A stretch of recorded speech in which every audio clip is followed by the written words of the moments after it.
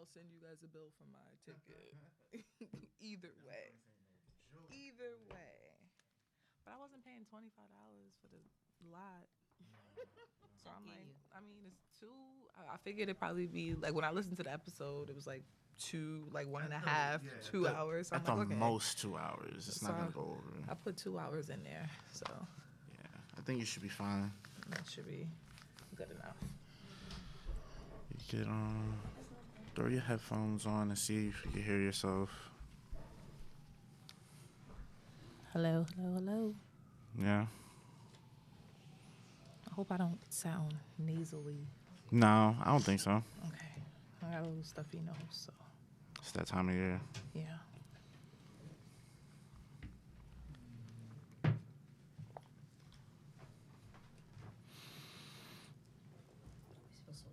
Do you have headphones?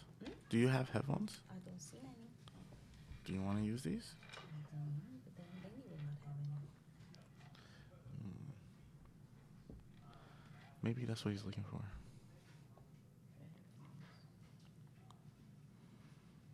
Yep. He's already on it. Hmm? Oh, thank you. Now you guys said someone is coming during your show? Yeah. Okay. So we could do a mic check and we could go according to schedule. Yeah, sure. I forgot I left my hat on. Oh my God, see What? why didn't you tell me I got this stupid thing on my head? See how you need tissue? I'm good for now. Thank you.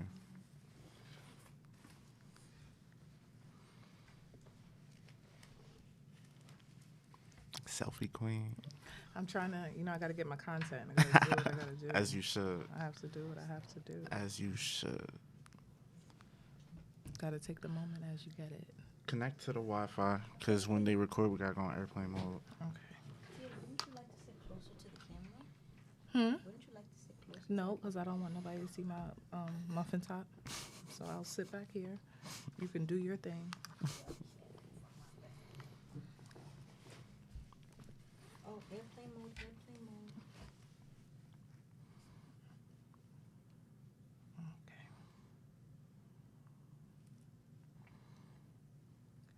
And Do you remember what chapter this is? It's +2 to what we last posted. So that's 116, I think. Right. Let me check. Because 114, we're on one. Yeah, chapter 114 came out. 116. So it's definitely 116. Yeah. And you know what's funny? I was looking, I listened to the last podcast and I saw that it was 114. I'm like, wait, is this episode, I'm on episode 115? But 6 is my lucky number. So I needed to be 116. So That's very popping. good. That's a good omen. See? 6 is my lucky number. There we go. That's definitely a good omen. I hope. Mhm. Okay. Airplane. Oh.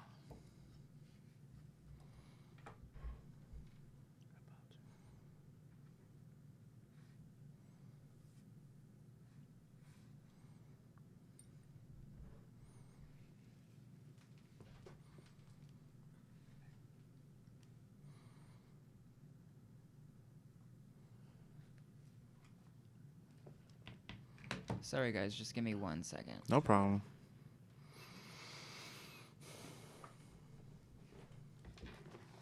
Put some lip gloss on real quick. Don't need no ashy lips. That's not cute. We're going to do a promo video after. Oh, God. We got a ring light and everything, so the lighting's going to be on Oh, point. I God. got you. Oh, God. I got you. I hope it's not too much because, it makes me nervous. You know how long it takes me to do my videos? It won't be long. It's quick, like, hey, this episode just came out. Just finished with Introverted Intuition. I'll coach you. It's easy. Let's see how many takes it takes me. It's all good. Those videos might look like they're easy, but it takes me forever to do them. It's understood. And you probably are a perfectionist. That's why I'm trying to get out of my way in 2020. Mm-hmm. It doesn't have to be perfect. It has to be done. We just said that on the last episode with somebody. Because if I go for perfect, it'll Never be released. get done. Yeah. My little 1 3-minute video takes me 3 hours. I ain't got time for that next year.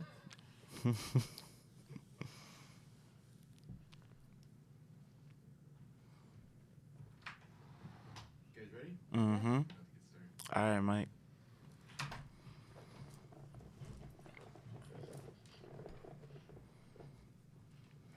Okay, sorry about that. Let's get started with this mic check. Why don't you guys just tell me about your favorite song right now? I keep listening to Heat with a remix of Travis Scott, Gunna, and Young Thug. That's my favorite. Minus, I don't think I've heard the remix yet. With Travis Scott on it? Yeah, I don't think I've heard it yet. It's fire. No, I haven't. But Heat is definitely one of my favorites right now. What about you, Coco? I don't have one right now. I listen to too many different genres at Mm, any given time, so I don't have one favorite song right now. honest answer.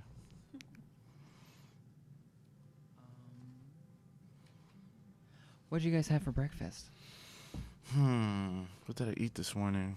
I had bacon and a cinnamon raisin bagel with strawberry cream cheese and strawberry jam and green tea. That sounds wholesome. That was my morning. I don't remember what I ate this morning. I'm trying to think. Did I even have breakfast? I only had breakfast because I was starving after the gym. So Yeah, I ate a little bit before I went to the gym. I can't do that.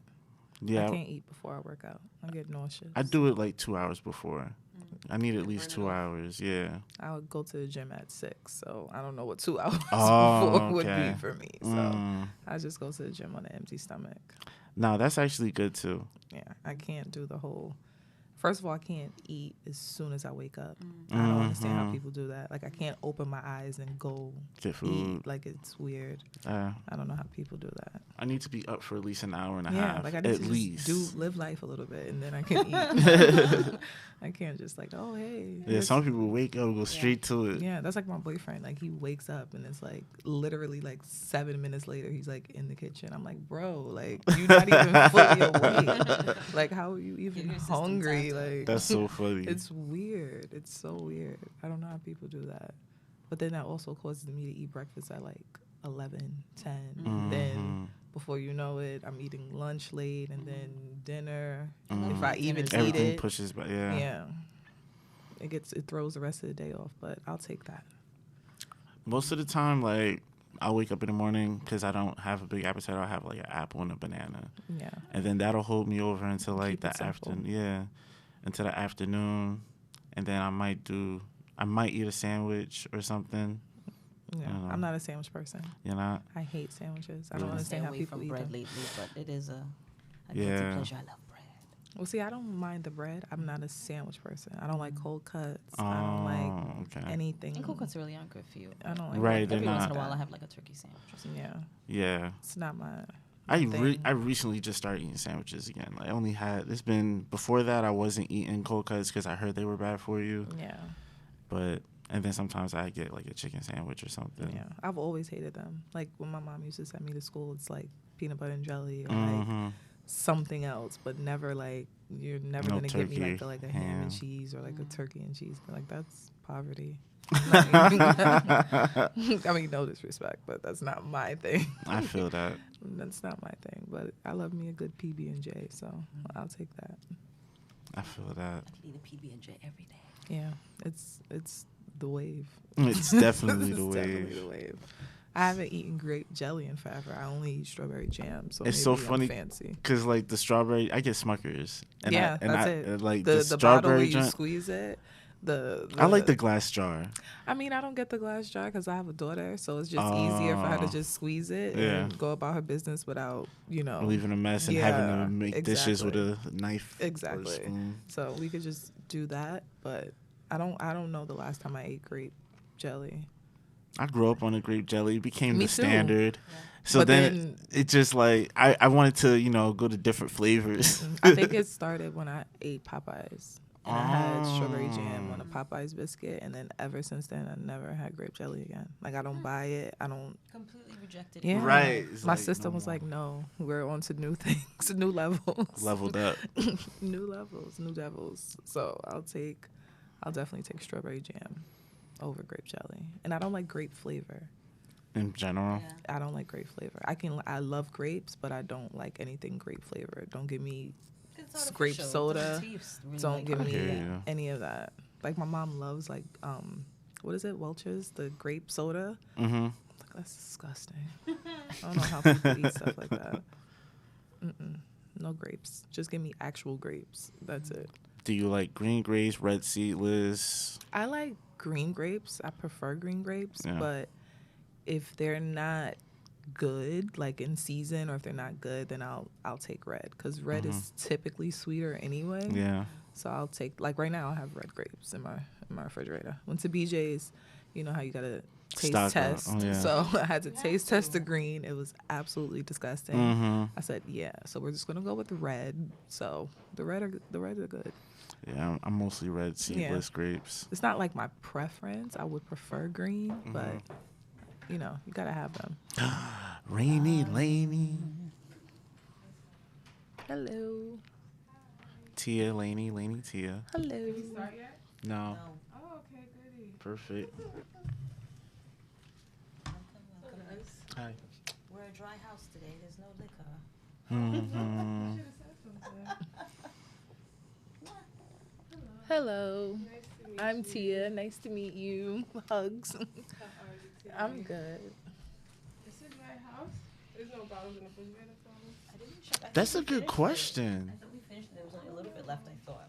I didn't even check. So I don't know. I'm gonna check real quick. I did not even check. I meant to text you too to bring wine.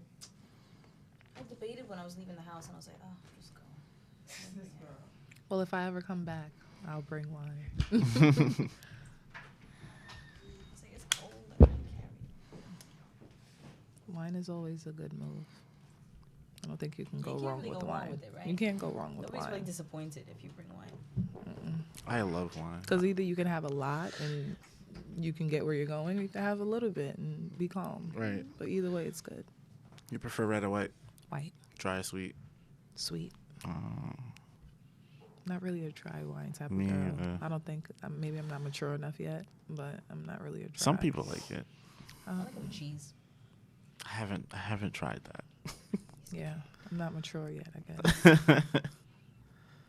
I'm maybe still a little ghetto. I like a little Moscato and, you know, Ain't stuff like nothing that wrong with nature. Moscato. You know, I'm still a little Shit. ghetto, but Shit. I'm not really a Riesling and Chardonnay and all of that type of girl. Mm-hmm. I went from food to wine. My stomach is growling. So nobody was like, Shit. you know, I've been bringing fruit lately, and I was just today like, You're slacking I today. had to run to Brooklyn. That's what it was. So Today felt like a long day in general. it really did. I was up all day, and I'm not used to that. You sound like my daughter. You sound like Emily. I I had had nap to take my today. nap today. I'm like, Emily, Took you my are nap too young to today. be saying these things. Bro, in I life. took a nap Like, before I got here. But I really wish. did You nap work hard, today. brother. I've been My up child since don't work 5 hard. a.m. And this is how you age, like Mm-hmm. naps. I wish I had time for a Naps and nap. after. Right, even if it's 15, Power nap? 20. Yeah. Power nap. Mm-hmm. I had to make it happen Even today. when I had 9 to 5, I'd be at my desk at lunchtime, like, don't bother me. I don't give a damn. I can't, because then I can't get back into the That's the groove. thing, yeah. I It's get hard it. for I me, can't yeah. get back in. Because then you kind of get into like If I your really comfy need it, zone. Yeah, then it's really don't talk to me, because then I'm like cranky because I woke up. So, What's your sign? so I'm a Libra. Okay. Yeah. Oh, Libra. Oh, The leader of the Libras is not here today. Yeah, Jeff's a Libra. He Oh, would've he loved is. it. When's his Yeah. birthday?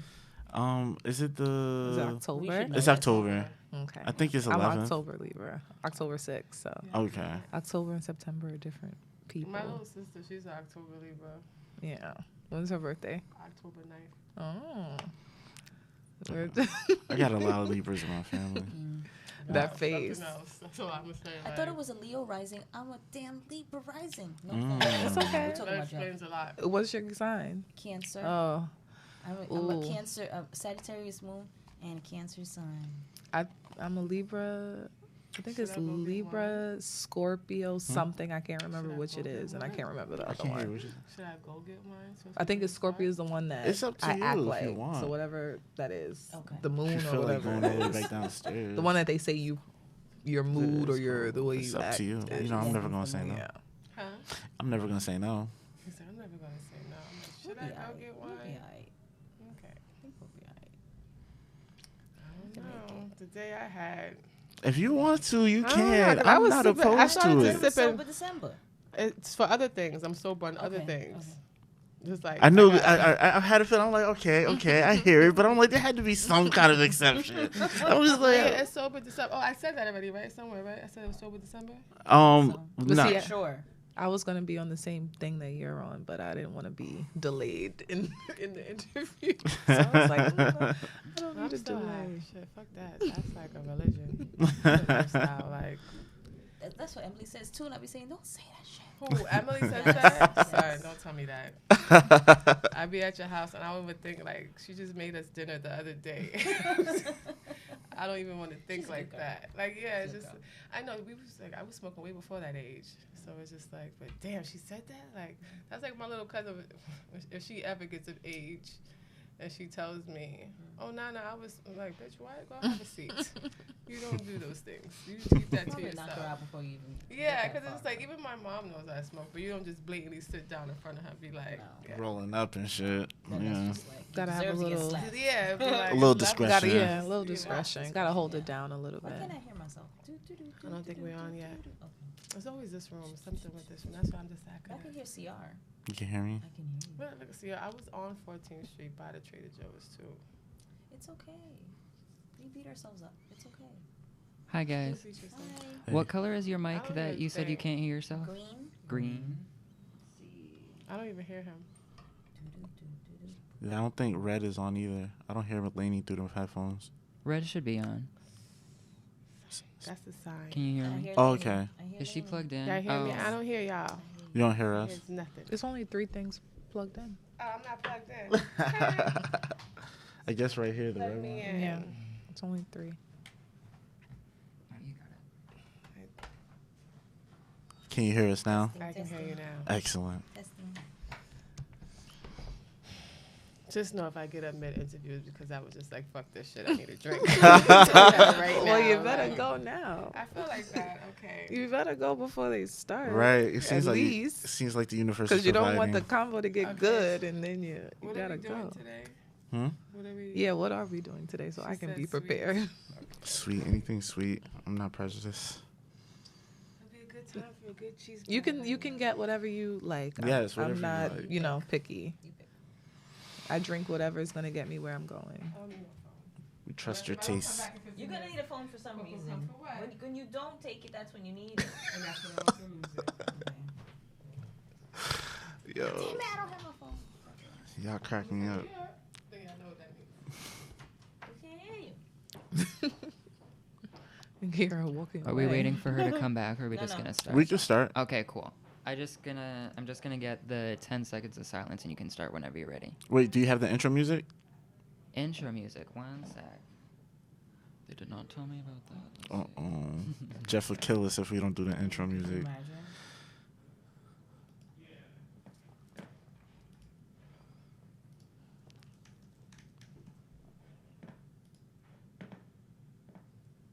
Do y'all look at the camera? No, honestly. I don't know how. I mean, I've seen the video on Instagram. Like I see people like back to it sometimes. I don't know if you guys. You like, can. You pay can treat it like the attention to audience if you want It's, to. it's that one. Yeah, Okay. it's that one. You can just treat it No, like I don't the want to audience. look at. I don't want to be the only one looking at it like a weirdo. I just want to make sure I'm doing what everybody else is doing. I'm not gonna be like, hey, yeah, da, da, da, and everybody else is like looking at everybody Well, else. yes, actually. No thanks. That would look so funny. Yeah, exactly. I'm like, yeah, it's no. Like people on the street when they Yeah. get interviewed, and they Yeah. just grab the mic and start looking right at the camera. It's like, relax, No. you're too close, I'm brother. not gonna be. I'm not gonna be the weirdo. Not today. That would be funny as hell. No thanks. I'll just look elsewhere.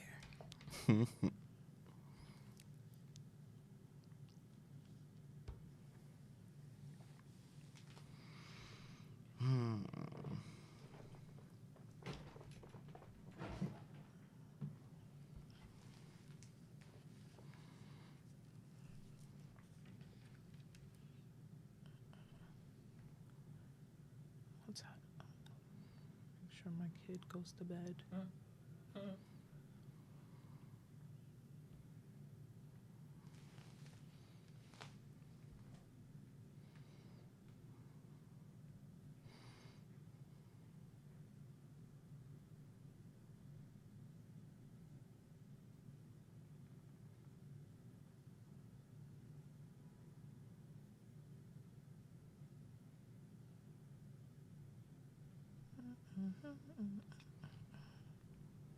Maddie, are you having trouble finding it? I actually just found it. Sorry. No, it's okay. It's in this folder.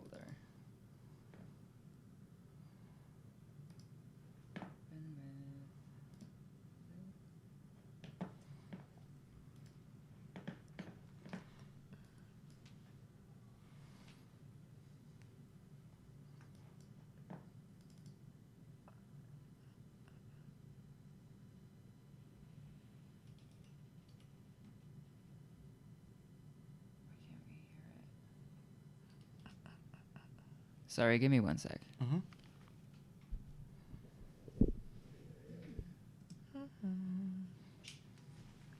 I'm hungry. But I don't know why I'm hungry because I did eat. What'd you Something eat? about podcasting. What did I eat? Salmon and cabbage. Steamed cabbage. I love cabbage. I had a weird craving for it, and I first of all, I don't. Who eats just like randomly wants cabbage? But I had a random craving for cabbage like 3 days ago, and I went to the supermarket and then I bought some. How do you make yours? You know why? With chicken stock and salt, pepper, olive oil, and that's really it. I found it. Excellent. All right, so 10 seconds, and I'll play the song, and then Okay. you know what to do. Okay.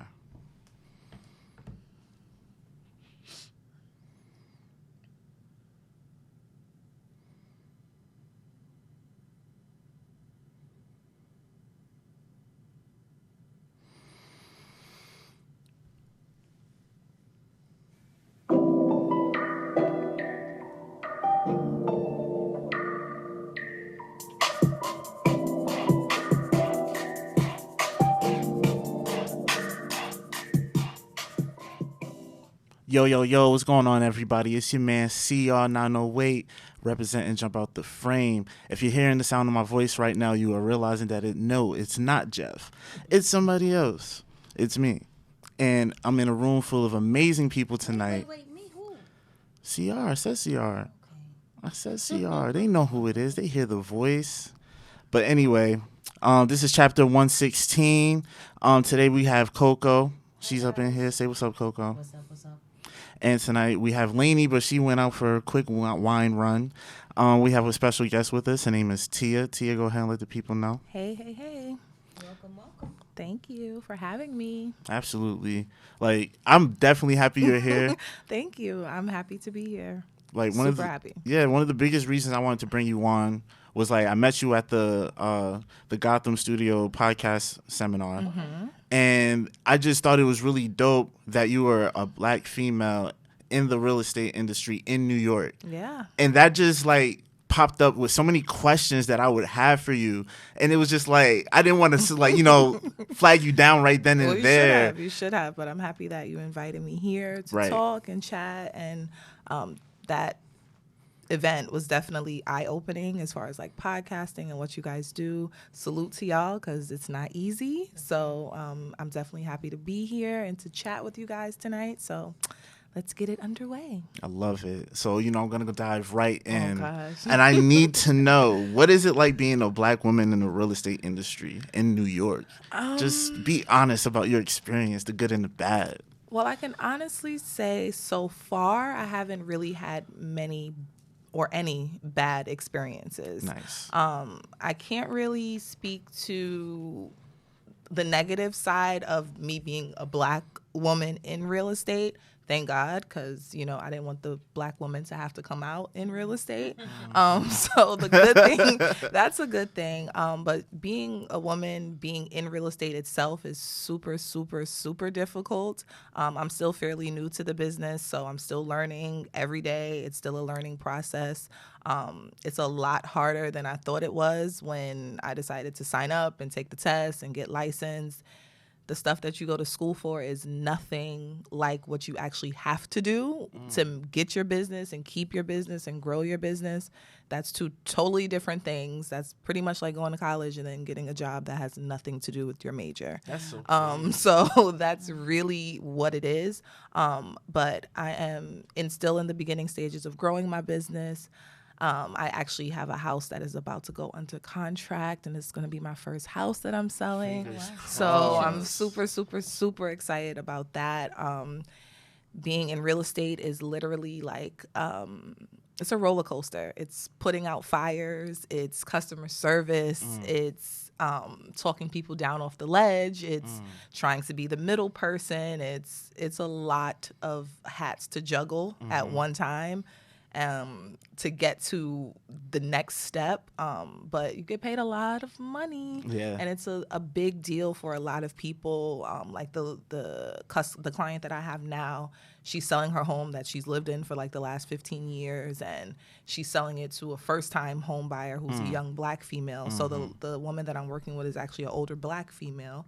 So I'm happy to be in this situation for my first to show, like, you know, a lot of times, especially with how the market is now, everybody wants to buy the block, and it's about generational wealth and investing and all those things. And I'm definitely an advocate for that. And that was one of the reasons why I wanted to get into real estate. I need to our people that look like me, to know that you can buy a house. You don't have to rent forever. You might not be able to go to the club for a few weeks. You might not be able to buy a few bottles or a few bags, but we can get there. And it's very, very, very important for me to show people that, and to let them know that, hey, like, it's possible. You don't have to rent forever. You don't have to necessarily... If you want to sell your grandmother's house, I'm here to help you sell it.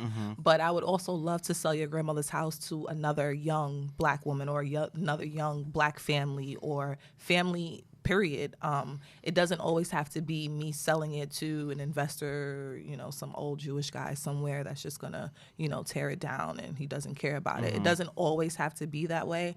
And I feel like sometimes us as a people, we don't always see the bigger picture of things, as far as how important it is to own property and to invest.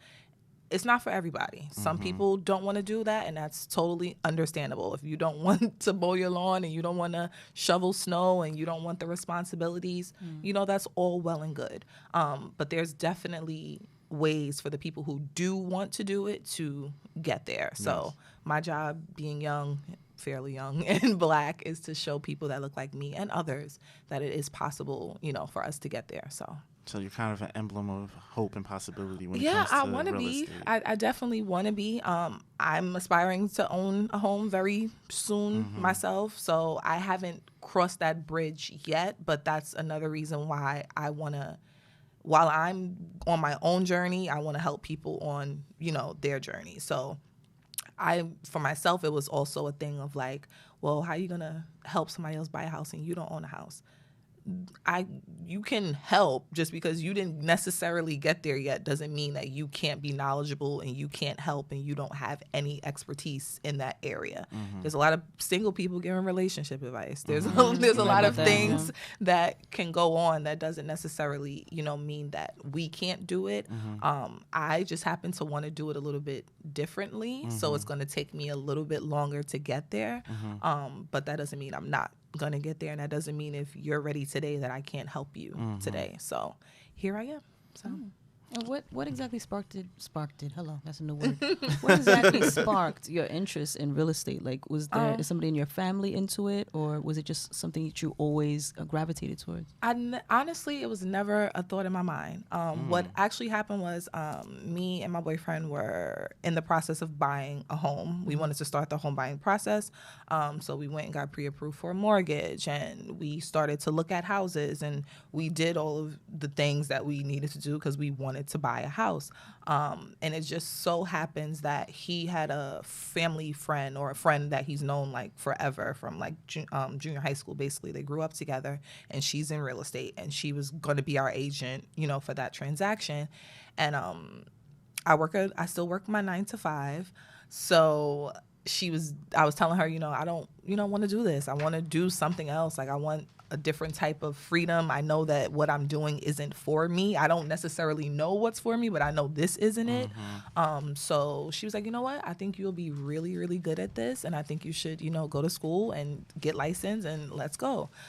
So I actually took heed to that, and she sent me the information for the school. I went to the school, passed the test on my first try, and I got my license. And from what I hear, it's not exactly an easy test. Like, I don't know too much detail about it, but it's not super hard. But it takes a few months of studying. It takes a few months of studying. It's a 75-hour course, so it's kind of depending on the school you go to, like how they do their stuff. It's kind of when you get it done, you get it done. Luckily, the school that I went to was like really cool. The guy was like, here, listen.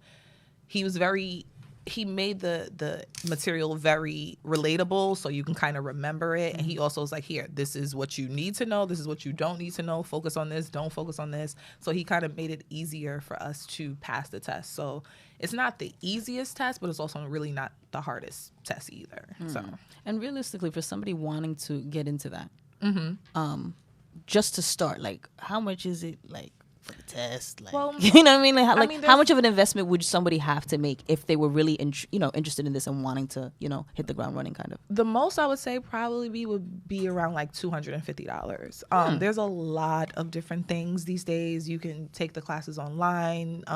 I got my thing from a Groupon, so it's a lot of different. I saw that, not for nothing, for real, for real. I saw that Groupon thing, and I was gonna do it. And I was like, they probably gonna jip me. No, it's probably not legit. I didn't feel like doing the research too much. I would definitely say do your research. I'm definitely review mommy, like before I buy things and before just because it was affiliated things. with Groupon, I didn't think to really take it seriously. Groupon is really a good way to grow your business, especially if you're new. Just to get yourself out there and in front of people love a sale. So if my way to get you in my door is to offer you a Groupon, then I'm going to do that. And then I'm going to do it really good. So then you come back again without the Groupon. But it's not always bad because it's that way. It's the nature of people. They don't want to necessarily, spend full price if they don't have to. So when she recommended the school that I went to, she was like, I think they have a Groupon. So when I went on Groupon, I searched for the school. They sure enough had a Groupon. I think I paid like $175, and that was for the book and for the course. So I went to class, did the 75 hours, and then signed up to do the test, and took the test, passed it, and then got my license. So that's not bad. Yeah. That's realistic. Some people don't pass it on the first round. Yeah. I mean, kudos to you. Thanks. I've always been a good test taker. Yeah. I'm not really. I'm pretty good at that. So I wasn't really worried about it. But even that like I said, that literally has nothing to do with what I have to do now, in the business and how to generate business. It doesn't teach you how to market, and it doesn't teach you how to do the things to actually get clients. It just teaches you the paperwork and the legal side of things and what you shouldn't be doing and things of that nature. So it's definitely two different worlds. So. You had mentioned how this was like a challenging journey. So if you can narrow down to the most challenging aspect, like what is it? Like what is the hardest part about this? Marketing, getting yourself out there, getting the clients. It's very, very, talk about it. Very, very difficult. Unfortunately and fortunately, we live in a social media age, so you see people's highlight reels. You see the people, I just closed on this house and I sold this house and I just rented this apartment and I did this and I did that. And it seems like every time you turn around, they're posting, something positive, but they're not showing the 3, 4, 5, whatever months that they didn't have not one client, and they were eating ramen noodles because they haven't closed on anything. And it's definitely ups and downs because like I said, I'm still fairly new to it, but even in the first year, like a lot of people don't make it past the first year. And honestly, I barely made it past the first year. I got my license in September. Where are we at? 2019? I got my license in September of 2018. I was super excited when I got it. I was like, okay, I'm going. Like, I'm hitting the ground running. I'm going to tell everybody on Facebook. I'm telling my grandma. I'm telling this person, everybody. I do real estate. I'm posting about it on social media. I'm, doing all of these things. And you kind of, not to say you expect the business to come to you, but you kind of expect the business to come to you. You kind of expect for, your friends to maybe share it. Or I'm not saying that, you don't have to put everything on your friends or your family to do it, but you kind of think they would support you. But you think that they would support you. So sometimes it's like when you post it and it's like, damn, y'all can't even like let me, y'all can't repost my little flyer that I made. I took 40 hours on Canva to make this flyer and y'all couldn't even like repost it. But how did that make you feel when you saw? Because I know that expectation comes from every entrepreneur when we start. We kind of subconsciously expect our friends and family to be the first ones to be like, hey, I got you. Let me try this out. Yeah. And how does that feel when you don't get that? It's crushing. Yeah. I can honestly say that.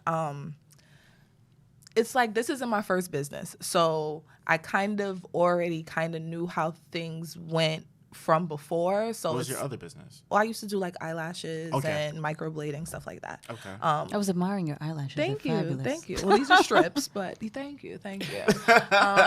I'm very much in, I don't know what it is, but like I said, I'm kind of in this place where I'm trying to find my way. So I've been trying a few things over the last few years.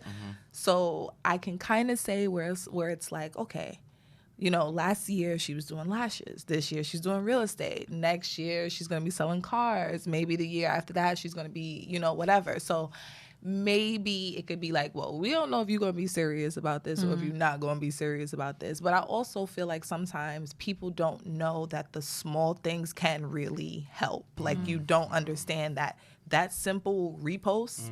You don't know it's encouraging. Who's seeing that. You don't know who might come across that. You don't know how that might make me feel like, okay, I got a little bit of support. I'm not saying, go knock on your neighbor's door in your building like, yo, call my best friend. But, a little repost, a little, a share, especially with how easy they make it on Instagram. You literally got to press one thing and then post it to your story. I think, that's why I disagree, because a lot of people would say that I don't support them because I don't repost. But the best thing I can do is post it to my story because I don't know how to, and I told you this before. I don't need you to do that. I can't do that repost app. I can't do that either. I did it once. It came out good. I can't. I tried to. I always try. I didn't need help. That's so funny. I tried to do it once and it didn't work out. I tried to do it on my own thing because I had like my business page and then my regular page. So I tried to do it that way, but it didn't work out. But like I said, now with the stories, it takes 2 seconds. And most people don't even post on their feed anymore. They only post in their stories. So 9 times out of 10, they're going to see it in your story. So it can be disheartening, but at the end of the day, you can't like kind of let it get to you. It is what it is, because whether you support me or not, I still got to grind and I still got to pay these bills. Right. So, and that's the challenge too, is because like, marketing yourself to people who don't know you. Yeah. But when people who don't know you support you more than people that do. And that's the There's crazy plenty part. of people that I've met within that haven't known from a hole in a wall that have said, hey, so-and-so, like there was somebody that reached out to me that he wanted to buy a house. And I'm like, okay, well, where'd you find me at? And he's like, oh, my friend from Instagram, she sent me one of your videos. I don't know the girl. I never met the girl, don't know anything about her. She just happened to be one of the people that liked my video. But that's what I'm saying, like things like that. That girl don't know me from a hole in the wall. She just happened to maybe see my video. She knew that her friend was looking to buy a house and she made the connection. You never know who needs your services. But again, it's life. It is what it is. So, I feel like that's a powerful lesson. It's such a powerful lesson though, because like if you're going on this journey, you do realize that people who don't know you will support you a lot more than friends and family.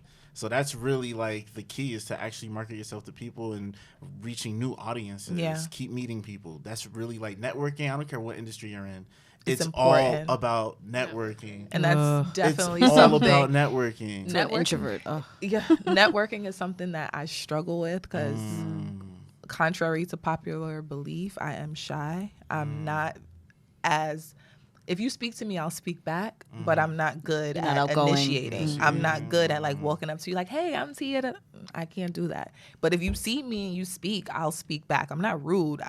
I'll definitely follow up. Yeah, but you spoke back to me when I met you. The whole initiating it thing, I get like this nervousness in my stomach. I feel like I'm imposing, like I'm bothering you or something. And that's another thing. But that's also something that I have to learn with real estate to get out of that mindset. Because, for instance, we're supposed to do this thing called cold calling, and I'm supposed to call people, and I'm supposed to do these things. Don't do the and cold calling. You're gonna get hang-ups. I mean, I don't part of the like game. cold calling. I'm like, what? But it's part of the game. But that's exactly, and It's that's part what of they the tell you. game. They're like, listen, all you need is one yes. You have to think about it too. And in real estate, what they tell you is basically like the average of your numbers, right? If I called 20 houses, I just need one person to say that they want to sell a house.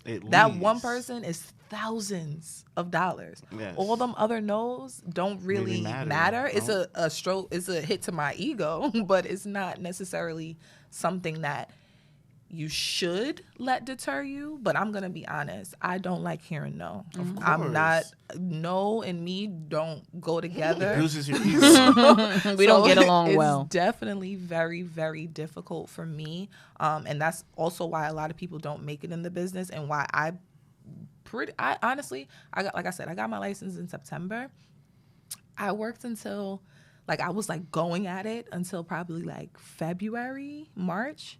And then things kind of just the pieces weren't falling together. And I'm like, what is this? Like, what am I doing? Like, am I doing this right? Am I doing this wrong? Like, what's going on?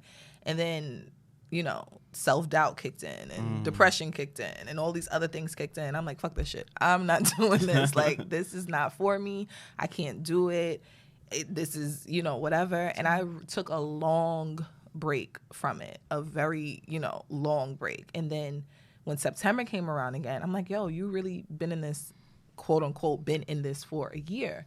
And you're not where you want to be, but you also didn't give yourself that much of a fighting chance to get there. So I told myself I'm going to pick it back up. I had like a really traumatic thing happen to me this summer. My father passed away. I'm so sorry. Thanks. So that kind of like set me on get your shit together. Like, you don't know where tomorrow is, if there's a tomorrow for you, if it's going to happen, if it's not going to happen.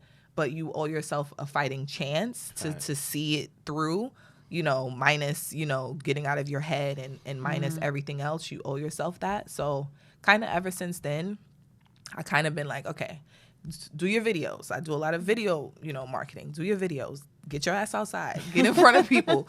Go to these networking events. I go. I don't always talk, but I go. So I'm getting to the point where now I'm going to talk. You're building to that. You're getting there. I'm gonna, do those things. So that's kind of where I'm at now. So I told myself this second year is gonna hopefully make up for everything I didn't do the first year. At least you're aware of the things you gotta work on. Because I'll tell you right now, anything in sales, like once you get past the fear of rejection, you're going to succeed. Yeah. Like if you can, the key is to have the same enthusiasm with the first person as you do with the 50th person, even if they all 49 of them said no. And that's definitely hard to keep Master up that momentum. And you're gonna it's not gonna be easy, but I promise you, like if you can get past that, you're gonna be fine. Yeah, there's a few things that I'm trying to like implement. I also feel like, again, with the gift and a curse with social media, we're in a new day and age. I don't necessarily have to do real estate the way that the other people did it or the older people used to do it. So I'm doing what works for me.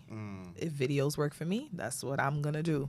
And yes, I know I still have to do some of the fundamentals because they're the fundamentals for a reason. So you can't necessarily get all the way around them. But I kind of want to shape my business to where it's a little bit more comfortable for me, because if I'm comfortable, I can do a better job than, you know, me necessarily being super uncomfortable. I was about to say, like that thing where you have to be uncomfortable to order to get the best out of yourself. This is true. Look better under pressure. But you know, comfortable where I feel like you're the type of person where once you go out there and you just start speaking, you probably will get more foreplay that way. Yeah, but that's why, for instance, like there's the older way to do it is like what they call door knocking, where basically you literally go out and knock on doors. So, you know, luckily I try to look a little non-Jehovah Witnessy so people will actually open their door for me. Yeah. but to me, I feel like I'm better in person than over the phone. So I have to do what I know is a stronger suit for me. Me just randomly picking up the phone and calling, I'm going to, not to say that I'm not going to do it, because I'm implementing a lot of things for next year to get myself out of my comfort zone, to do the things that make me uncomfortable, because that's where my success is laying. So I'm trying to get there. But if I can pick, you know, cold calling a number or knocking on a door, I'd rather knock on the door. I'm going to say this. I live in Queens, and I remember when my mom first bought her house, the one thing I did learn about real estate from the people who was selling our house and everything, he used to always tell me, oh, you need to get into real estate. You have that personality, you're very yada, yada. But the one thing I know to be true about real estate is pretty people sell houses. Yeah. It's just and that's I'm hoping so. But that's what I was saying. And I'm not trying to be funny. Like, I hate to sound like a, what is that, misogynist or whatever the case is. But the truth is, the reality is, It's a thing. But it's really, it's a fact. Pretty like, people could get a little more ahead fact. of things in a sense, because, or not pretty people who are more aesthetically pleasing. Aesthetically pleasing, also people that are more outgoing. Like, you might not even really be the prettiest, but if you have a good spirit and if you're outgoing, people will gravitate towards you. Swag, I guess, because that also counts into when I say pretty people, is more than just the looks. Right. It's the overall aura. It's the overall aura, aesthetic. But it's definitely, let's be real here. It's more, if you're more aesthetically pleasing, you do sell houses. And that was the one thing I learned in Queens real estate. Yeah. Well, that's where I'm at. Because everybody who sells houses in Queens is aesthetically pleasing. If you see me, well, I don't know if you can see me, but if I knock on your door, just open it. Let's chat. Let's chat. Let's do some business. But that's part of what I was saying. Like, once you get past that, because you already have a great look. Thanks. And yeah, I can imagine you in your like professional gear and everything. Yeah. And like, once you get in your zone. Yeah. Like, if I had the money, hell yeah, sell me a house. I want one now.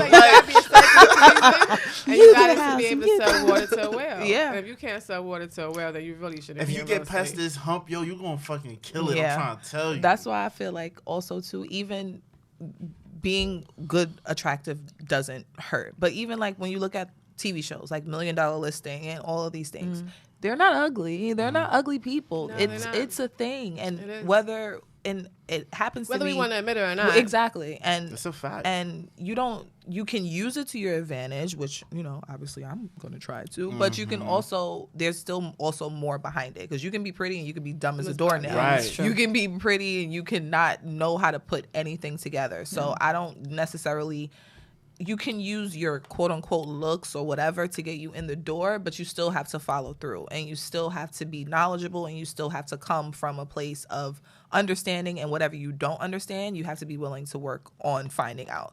So with me, like, even with my client now, like, my client right now came from my grandmother. Like, that came from my grandmother being my grandmother, running her mouth in the doctor's office one day. And the lady was sitting there, and she saw this lady that she known that from the doctor's office all these years, that she always sees, and they just doing their chatting. And she told her, I'm ready to sell my house. I'm ready to go. And she's like, oh, my granddaughter does real estate, and call her, and blah, blah, blah, and blah, blah, blah. And she got the lady's number for me. She called me. She said, hey, I went to the doctor today. This lady told me she wants to sell a house. Call her now. I called her, and I'm selling her house. So even though that lady took a chance on me, she didn't have to let me sell her house. She could have met me, and she could have like, oh, this is a nice girl, but, you know, I don't want her to, you know, whatever. But at the end of the day, when I sat and I spoke with her, I might, like I said, I might not know everything. I might still be new to the business, but I'm smart. I'm quick on my feet. I'll figure it out. And I also know that I am working with other people that do have more experience than me that can assist me and help me. And real estate is a business where you have to learn from experience. Yeah, There's no facts. book that's going to teach me everything that I've learned so far.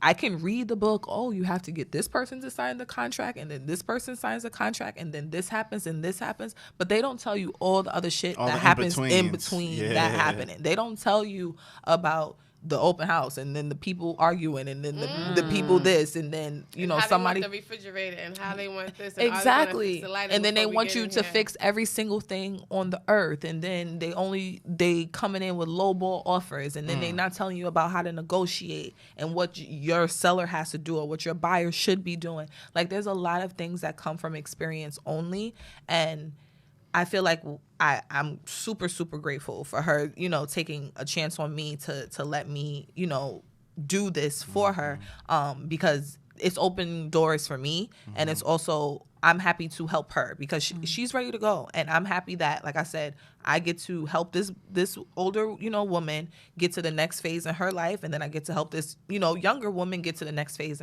in her life. So to be a part of that is super cool, honestly. Like, it's kind of surreal to kind of be in that position, to have one person ending a chapter of their life and then helping another person start their next chapter.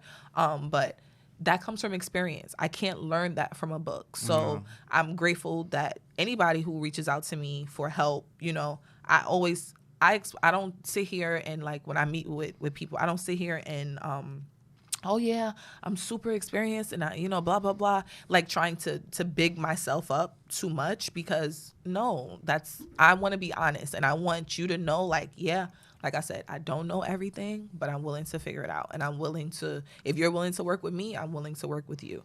And quite frankly, I still know more than the average person. I don't know everything, but I bet you I know more than the average person who's never done a real estate transaction ever in life.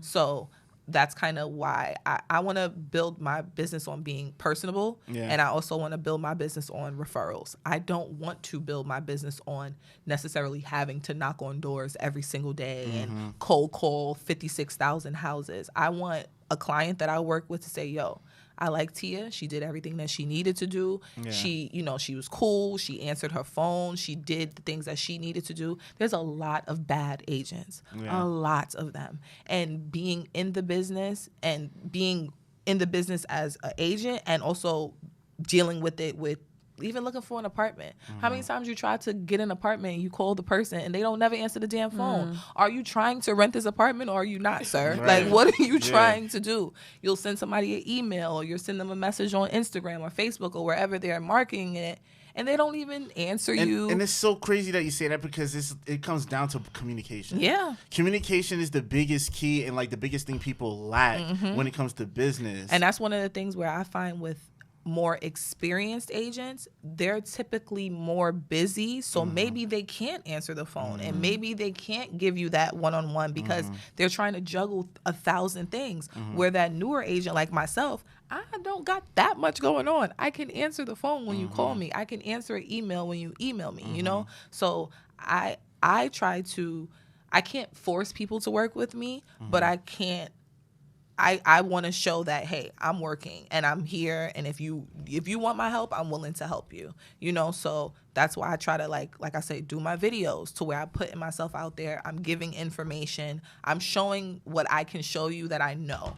Everything else is kind of you giving me a chance to go from there. So I like that. And one of the biggest things that you said that makes me feel comfortable as a client is the fact that you can admit that you don't know everything, but you know how to do the research. I know how to do the research. Because that's Google more is important. A thing. Like, that's more important than anything, because, like, I think a lot of the times certain people look at professionals in a particular field to be an unlimited, infinite well of knowledge. Yeah. And it's not that. Like, a lawyer doesn't know all of law. Every single case law, they don't know the shit. They know how to research it. They know how to speak the language, and they know how to digest it and regurgitate it. So I give you, kudos for that. I think that's a good quality that you have. I'm trying. But I don't want to give the false perception, because then when shit goes left, it's like, well, you should know that, and you portrayed this, and you said you knew this.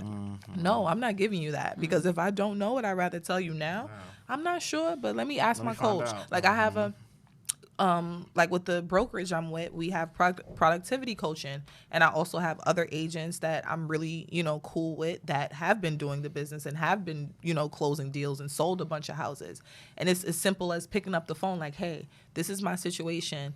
What should I do? Do you have any advice? What's the next step? Things like that, as opposed to me trying to boast like I know every single thing straight out the gate. Because when somebody throws something at me and I don't know, now I look stupid, and now that messes up my credibility, and you're not gonna trust me going forward. And that credibility is everything, because Exactly. you're trying to build a reputation, especially with the style that you're trying to build your business on, as far as referrals. Yeah, it's customer service. It's customer and the word service. of mouth is an underrated form of promotion. Good and bad. That's what And I'm people saying. chat You want when people it's to bad. talk about you. You want them to at least be saying some good things. Exactly. I want you to talk about me in a positive Right. light, not in a negative light. Right. So where do you see yourself as far as real estate in the next 5 years? What are your aspirations? my aspirations. Yeah, what do you Honestly, want out of this? To be quite frank, I'm still trying to figure that out. But what I will say is I do want to use this as a tool to help myself get ahead in my real estate aspirations, as far as like investing and getting properties and all of that stuff, but also helping other people that actually want to do the same thing, helping them get there. So I don't want to say that I want to be a teacher, but I want to be a teacher. Like I want to be somebody that somebody can come to, like, hey, I got a few dollars. I got into a car accident when I was in junior high school and I got a few dollars and I want to invest. What should I do? I want to try to be able to be that person, especially again for people that look like me, to show, hey, we can get there. Because even now with social media, everything is about generational wealth, right? Yeah. And that's a big, big thing for me. Because number one, I feel like if we don't see people succeeding and we don't see the success stories, we don't feel like it's attainable. Of course. So You need visual examples. exactly, and Tangible you need examples. like real examples, not like random people that just happen to be a one-off because something random shit happened and they just came into some money and now they bought a building in Manhattan. No, like real people that went to their 9-to-5, that struggled for 2-3 years trying to put away every little cent that they have to go put it into that one property, to hope that one property then gets them to the next one, and so on and so forth. So I definitely want to grow my business to where I am doing more transactions. I am helping people invest. I'm investing myself. I'm doing different things and possibly teaching other agents on the come up how to get to where I'm going to be, because you're going to see me somewhere in 5 years. I love that. Mark my words. I love that. You got to speak into Yeah, existence. it's going to work it into existence. Yeah, I Gonna could get definitely there. see you with your. You talked off camera earlier about starting your YouTube channel, so I can definitely see you Yes. venturing off into advising in regards to Yes, real estate. Obviously, that's- real estate, but finance as well. Yes. So that's one of the things that I've actually, and it's funny because I wanted to kind of do that last year, and life happened. Like Oh, yeah, the always. second guessing yourself happened. It's saturated and it's too many people doing it and it's too much of this and it's too much of that. But where God puts you, there's nothing in your way. So if that's for me, it's going to be for me. What's for me is Period. for me. It don't matter if 46,000 people are doing it, because right. there's also 46,000 real estate agents. That's right. There's no shortage of them. You can go on Instagram and you will find a million of them. Like, hello, it's mad land out there. Exactly. But it's like, just because there's so many of them, that doesn't mean anything. And when you look at like successful agents, they're dominating in an area or in a particular niche that they have. Like, oh, maybe you just do rentals. Maybe you do luxury rentals, or maybe you only do fix and flip homes, or like whatever. Everybody has their thing. So the clients and the customers that are for me are still going to be for me. So my purpose in starting my YouTube channel that I'm going to be starting in January, which is another thing that I'm pushing myself to do, to get myself out there for multiple, reasons. But again, that's to show my knowledge and to show what I can offer, and to reach people that might not randomly come across me on Instagram, or might not randomly come across me knocking on their door in Queens, or like wherever. YouTube is such a broad space to where it can definitely bring opportunities as far as my business and growing my business, but also connect me to other people that can help me in ways that I can't imagine, or I don't know, that can help me. So that's the goal. Well, it gets back to networking, damn it. Yes. Yes, it is. Yes, it is. I have a question. Do you think it's better to buy property or land? Because I heard an interesting interview with Tory Lanez, and he was talking about Drake. And Drake, he was saying, like, first off, he went to Drake's house, and his shit was immaculate. Yeah. Right? Big as hell. But he said Drake is like, yo, I don't even care about buying a big house. I'm more concerned about buying the land. It depends on where you at. Because land in rural Tennessee, like, what are you going to do there? Like, I would assume, but you also have to think about it too. It depends on your market. It depends on what you want to do with that land, or how you can do it, what you can do with that land. But land is not a bad investment because, for instance, if we walk outside this building and there was an empty lot next door, right? If it was reasonably priced, it's New York, so I don't really know if that's going to happen. But if it was reasonably priced, you can turn that into a parking lot. You can turn that into a few different things. You can rent that out. There's a lot of things that you can do, but that comes with ownership. So whether it's a house or it's land, it's you owning it. If you don't own it, you're renting it. You're giving money to me because I'm the owner. So I feel like depending on what your goal is, it would depend on where you want to be, and also, again, what market you're in. In New York is a very difficult market. The cost of living is astronomical, is really ridiculous. You gotta be like shaking ass on the weekend to live here. But at the end of the day, if you play the game right, it can be very beneficial. It can be, but it does take a lot of sacrifice. And New York is a very hustle and bustle and a very diverse place. So there's some people that they just want to rent forever because they don't want that. If you a single woman, no kids, no nothing, you just going to work, blah, blah, blah. What the hell you want a whole house for? Like, exactly. And who going to shovel your damn snow if you single? I'm not shoveling my own damn snow. So, and ain't no kids coming around no more because they asses on PlayStation and everything else. So who's going to do it? So I really just think when you go into any real estate transaction, or before you go into it, you really have to think about what you want your end game to be. Everybody doesn't want to be an investor. Everybody doesn't want to be a landlord. If you just want to buy a home to have a home because that's what you want to do and that's a goal for you, great. If you want to buy a home with the thought of, okay, for instance, I tell people that are interested in it, especially if you're a buyer, to look into possibly buying a multifamily home if possible, if your funds permit.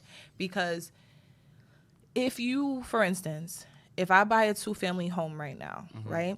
If I saved up a decent amount of money and I'm able to purchase a 2-family home, you're getting more bang for your buck. Because, for instance, if you're buying your first home, say you get a FHA loan, that's 3.5% down, right?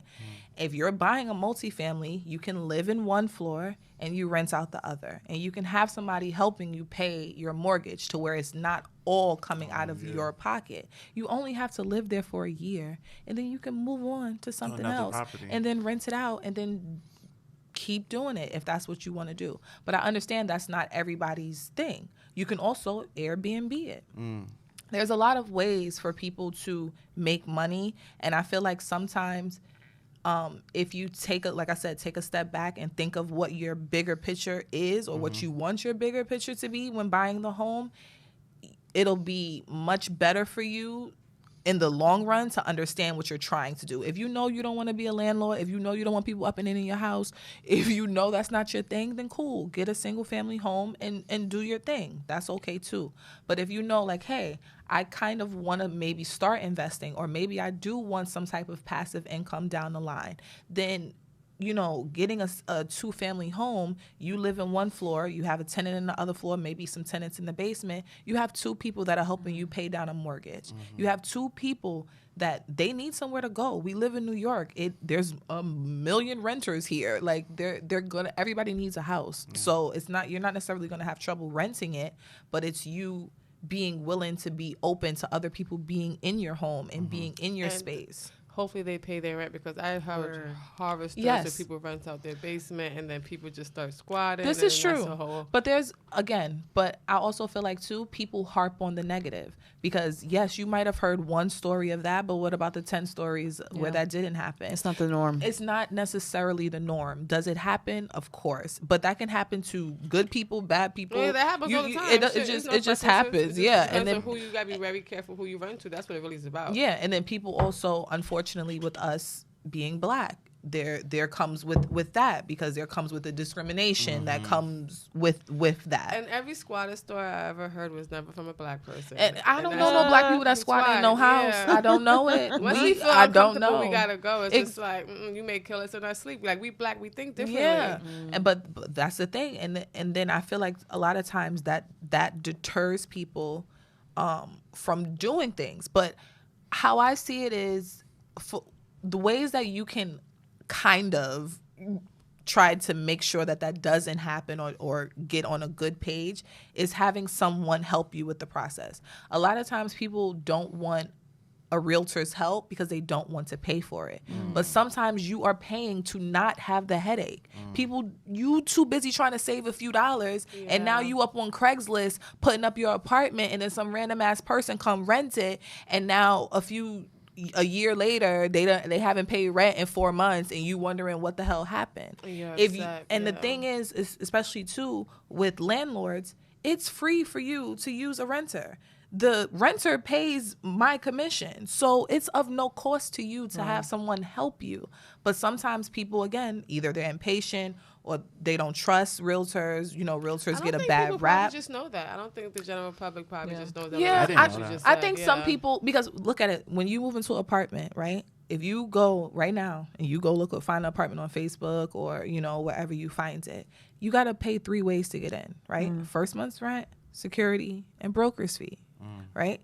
That whoever is renting that apartment, whoever owns that house or owns that place that you're moving into, they didn't pay for my services. You paid for my services. So when people try to save a few dollars and get around things, that's typically when you run into more problems. Just let an experienced person or someone who has a little bit more knowledge be able to help you navigate towards getting a good tenant. You can do background checks. It's a thing. You have to do them. And again, that's something that the tenant pays for. Now, the New York laws, tenant can't pay no more than $25 for these things, but there are screenings. So, for instance, there's a screening that you can do. It typically costs around $40. It does a background screening, does a credit check. It checks to see like if you had any evictions or any type of like things on your record, or if you're a rapist or a sex offender, like all of these things. It runs you through these databases. It's typically like $40, but you can't charge the tenant more than $25. So yeah, you pay a few dollars, but would you rather pay that and not have a headache in the long run? Just to be thorough. Thorough. Yeah. And it's my job, again, to be in the middle of that. So I'm the middle person. You don't have to talk to this person. You don't have to know who this person is until you decide that you want to accept their application, and then maybe you want to do a little face-to-face to meet them and see if you like them. But me being the middle person, I'm pretty much the gatekeeper. But I want to make sure that I do a good job, because for instance, if that person moves in, right, everything's cool. Maybe they decide in 2-3 years that they want to buy a house now, right? If I did my job 2-3 years ago, maybe they'll call me because they want to buy a house. But then maybe you'll call me back because I got you a good tenant and now you need another one. So that's why I feel like, as far as how I want to run my business, I'm trying to do it the right way, because me doing it the right way could lead to multiple transactions from 1 or 2 people. You're thinking about the residual effect. Yeah, because it's a thing. It's a thing. And I feel like with especially with renting in New York, that's I feel like a lot of people are stuck because they have bad credit. A lot of people are stuck because they don't have the income to move. A lot of people are just stuck. Like, they're stuck. And I'm not a credit specialist. I'm not I know a few things. I have lovely credit. I can probably teach you a few things, but I also feel like if you're not in the mindset to fix things and make the sacrifices to fix things and want to fix things, that nothing that I'm going to do is going to, help you.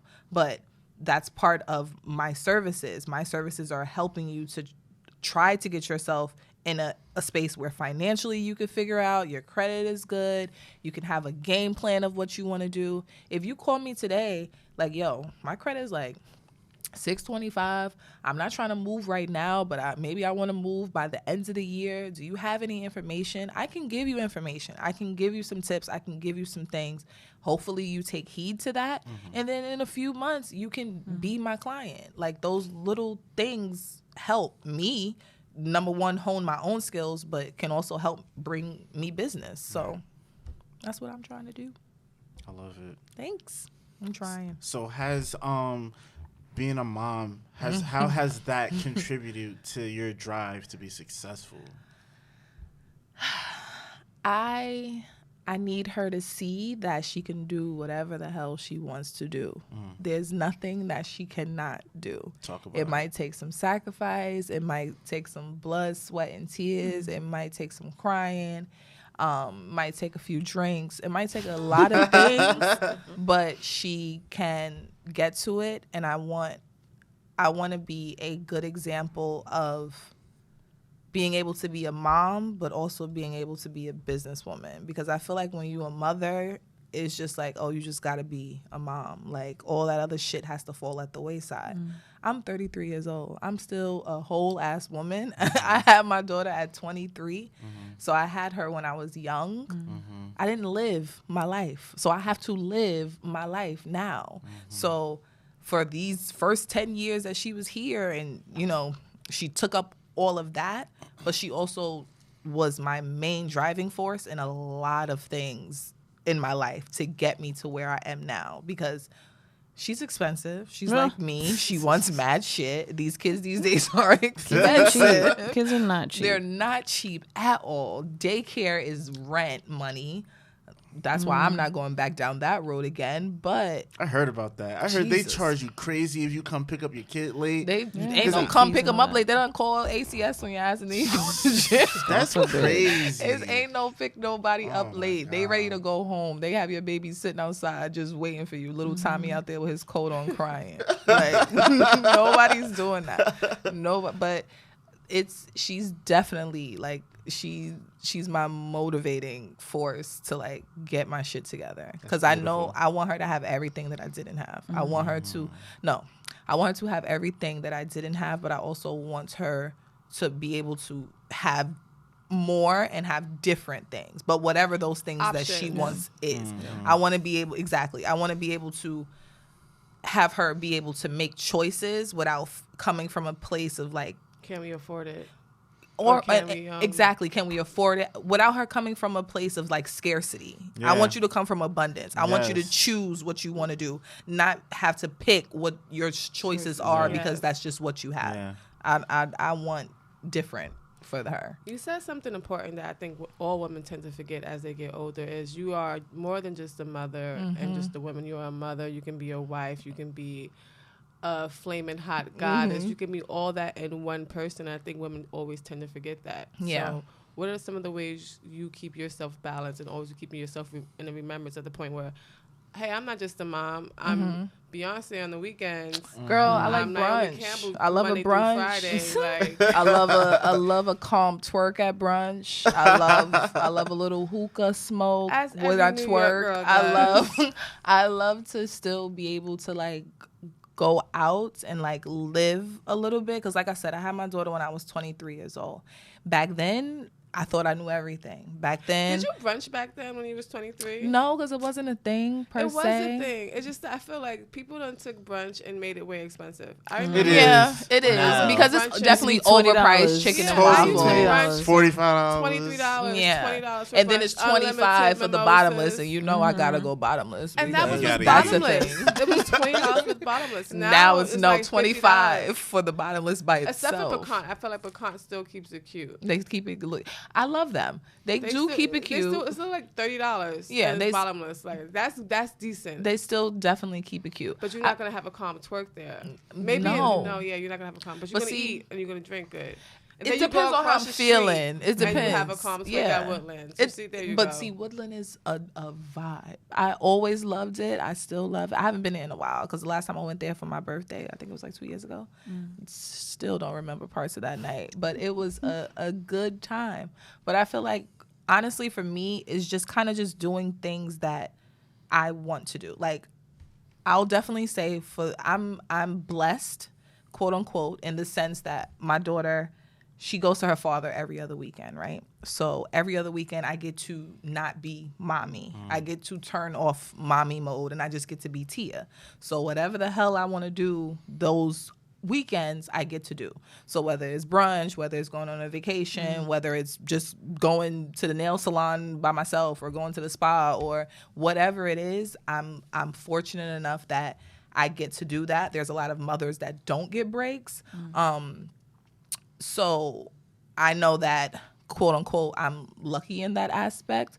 But when it's my time, it's my time. So whatever the hell I'm trying to do, I'm going to do it. And I also feel like you can be a mother, but after a while, like, I love my daughter to death, but you're still a person. I'm still Thea. I don't want to be mommy all the time. I don't want to always have to, put on that role or that face, because when you're a parent, it's like, okay, you can't be sad, you can't do this, you can't curse, you can't, like, it's so much shit you can't do. That's like, I just know I want to curse, I want to say whatever I want to say, and I want to drink, and I want to have some fun with my friends, and I want to still be a person, because I am a person. I'm not just a mother. So I love that mindset, because so many people miss that, like, especially I feel like society has kind of missed it, because they make you feel bad for it. They make you feel bad for wanting to be. It's like, oh my God, you're a mother. How can you go outside and that's work? How can you go do this? And how can you go drink? I wish my mom would have been like that. I wish my mom would have been. No, in hindsight, sometimes I do wish my mom would have been like that, because I think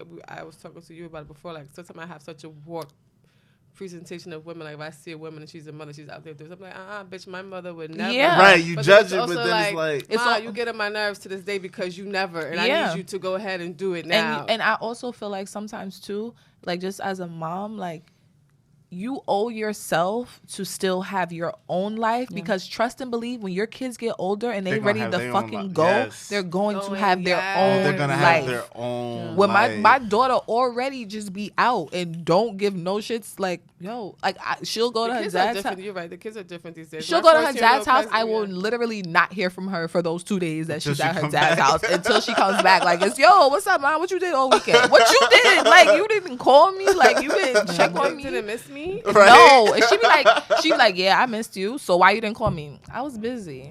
Oh Lord. So it's like, you really have to remember. Exactly. And you have to remember too, especially with kids, their kids a lot shorter time than there are adults, and before you know it, they will be gone and they will be living their life.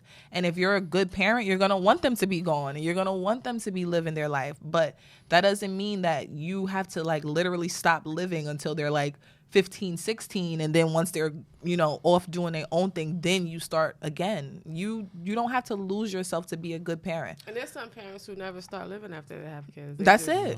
Damn, that's it's like you literally have and I feel like too, like I said, I had my daughter when I was 23. I had graduated from college, had my degree, had a good job. You couldn't tell me shit. I thought I knew everything. I'm good. Like, I'm having this baby. Like, what the fuck? I'm not. What you mean? I'm gonna have this baby because why not? But looking back on it, it's like, if I would have given myself a little bit more time to be able to learn myself, because it's very hard to learn yourself and try to raise another person in the interim. Because at the end of the day, that child is, technically, she's more important than me learning myself. So it's very difficult to juggle both. But you don't know who you are at 23. Who I was at 23 and who I am today are two totally different people. So when you have a kid, you're still growing and you're still learning. Whatever age you have them, you're still growing and you're still learning.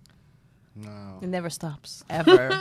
Ever. What advice would you give to other women in general that are trying to be in the real estate field? Like anything specific? Just do it. Do it scared.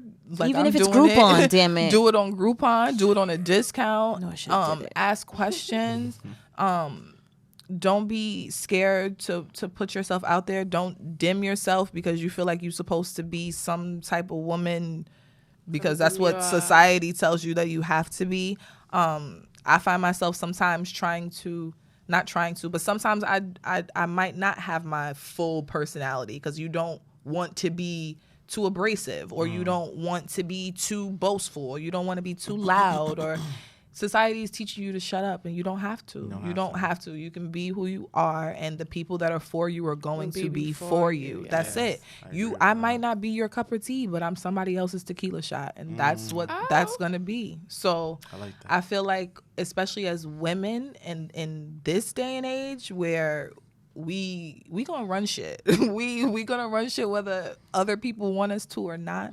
But I definitely say, especially in real estate, I would say it's kind of male dominated, but I see a lot of women doing their thing, and I just want more women to do their thing and don't feel like you have to work under a man or next to a man or wherever to get where you're trying to go. We're smarter than men a lot of the times. I'm not mad at that. So it's like, just do your thing. If you want to be the loud girl that's, super loud and fun and whatever, or if you want to be the calm, whatever you want to be, just do it. Like, don't try to conform to whatever we're supposed to be. I love that. And that's why I wanted to bring you on here because they already know I'm huge on female empowerment because it's for me personally, he's an ally. I am an ally. The most influential people, the most influential people in my life are female.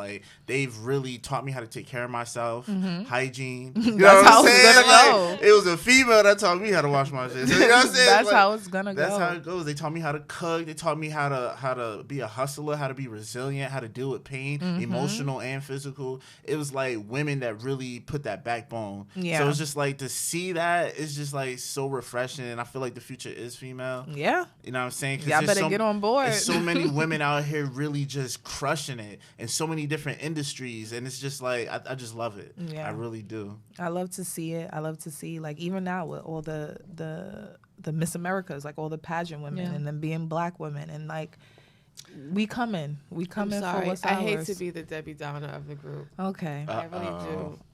But Conspiracy Helena's here tonight. I've been, sober. So I will say this. I love it to see it. It's beautiful. But I hate the way the media is trying to pacify me. I understand. I understand that.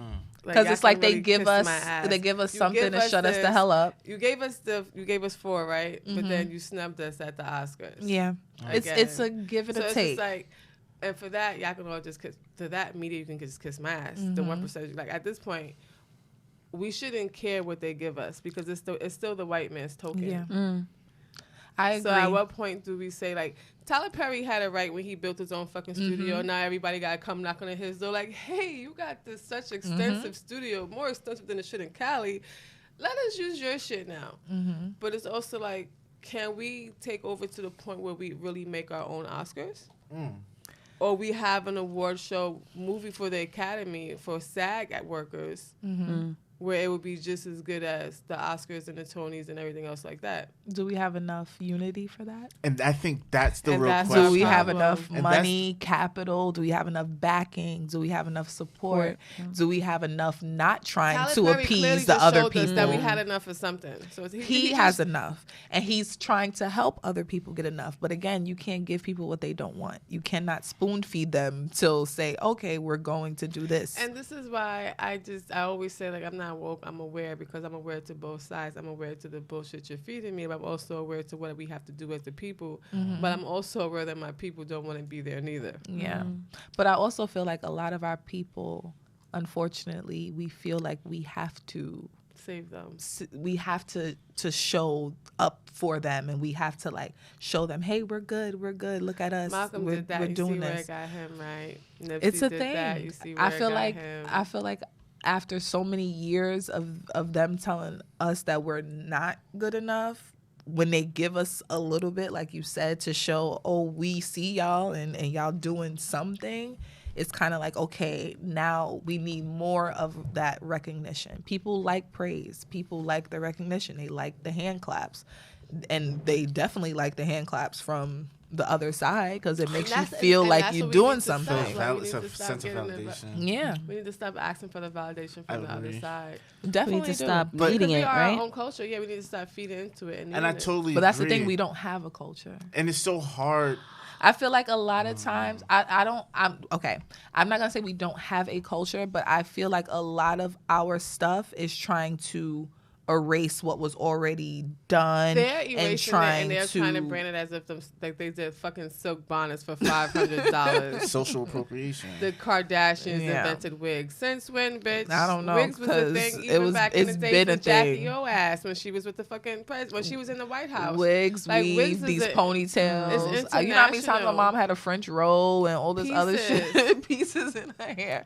But I feel like we do have a culture, whether it's that we're loud and abrasive and just unapologetically black and just happy all the time, and we can make nothing out of something. You sat here and gave us slavery, and you gave us the fucking pork droppings, and what did they make out of that? Fucking full meals.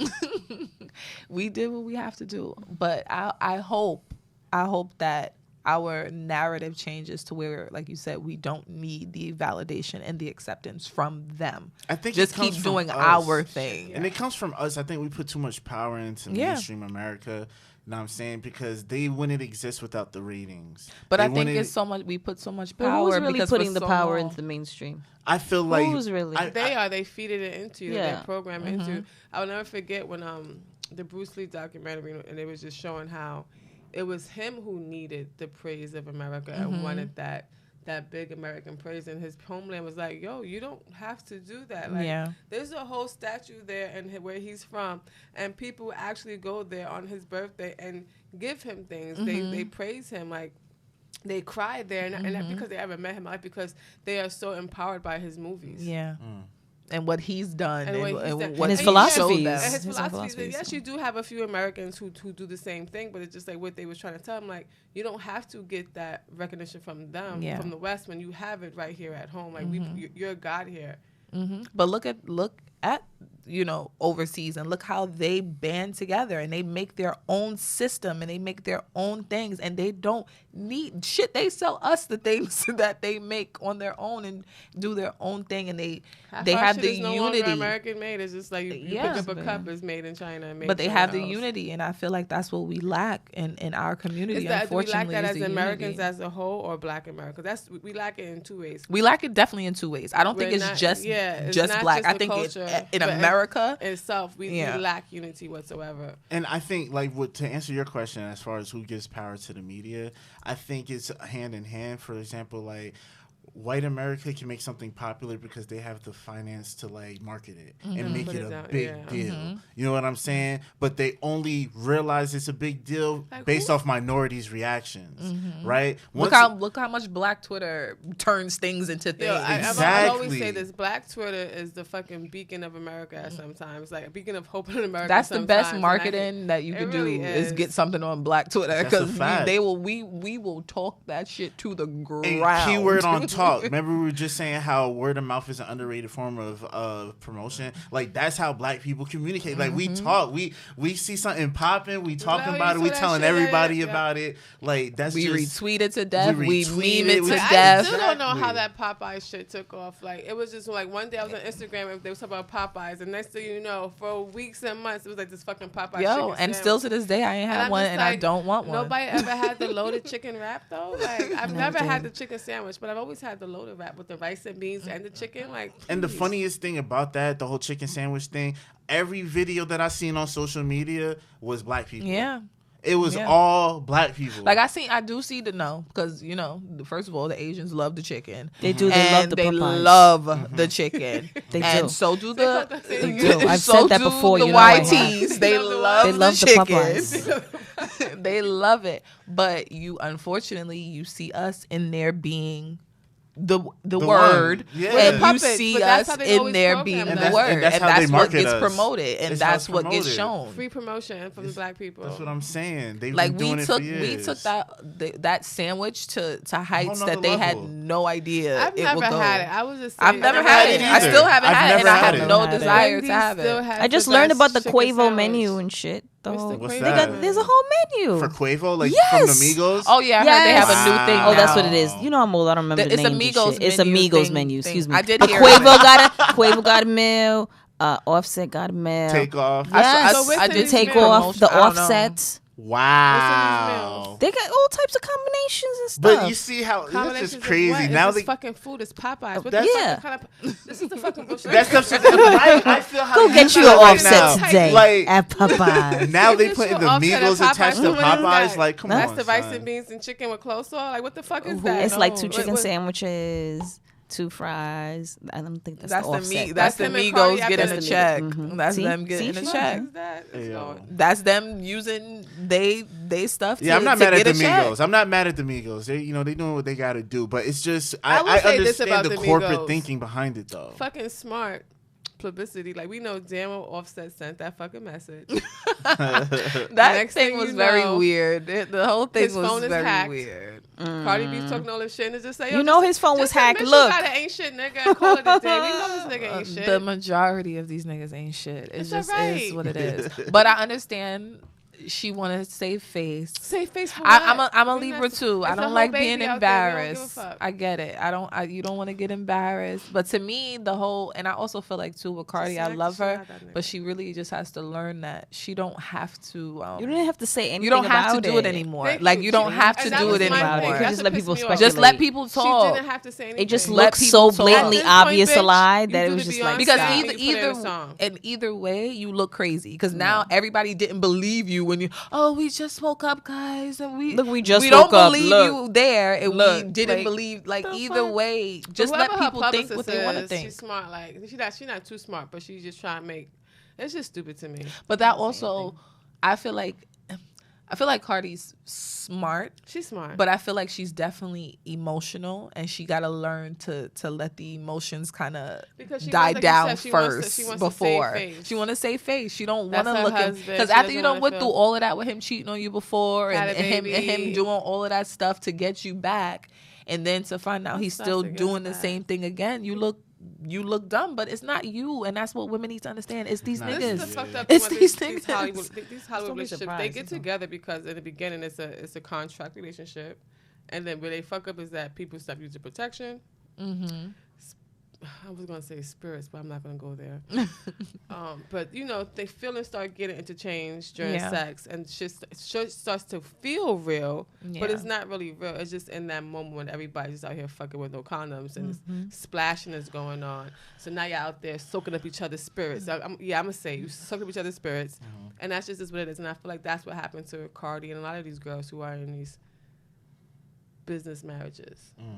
Yeah, but a lot of I don't know if it's a business. I will say this. I'm a Libra. Marriage is business, baby. I mean, no. Marriage itself is a business, yes. But I'm a Libra. We're very we're relationship driven. No, yeah, very crazy. So even if she kind of like, baby, my little sister's Libra. There's nothing you can say to me right now.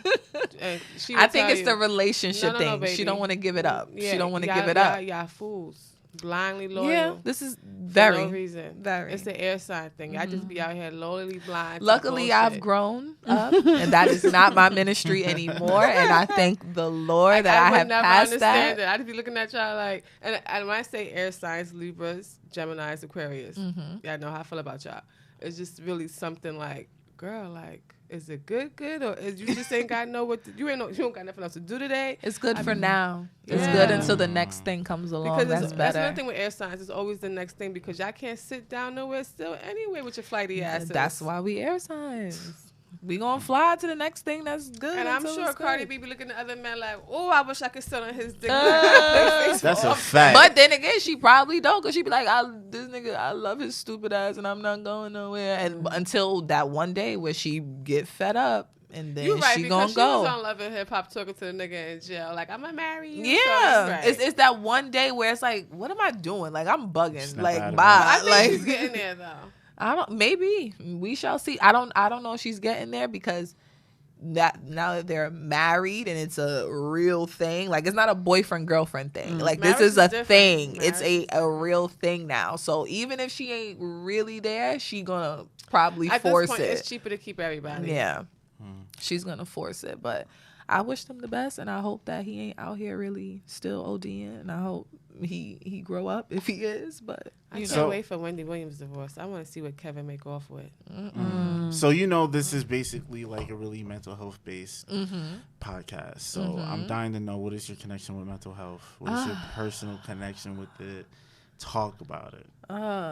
Be open. Open. All right. So as I mentioned before, I do have my things, my baggage with mental health. I'll definitely say I have depression. I do struggle with that, as I feel like a lot of people do in this day and age. I don't know if it's a epidemic. I don't know if Social media. a social media thing. I don't know what it is, but I know how I feel in the morning, and that's what I go on. So I feel like especially with trying to figure out your life, like when you get to a certain age and a certain point in your life and you feel like you had a plan for how it was supposed to be and where you were supposed to be and the things that you were supposed to be doing, and when you wake up and that's not what's going on, I think that is really kind of what is an onset for depression.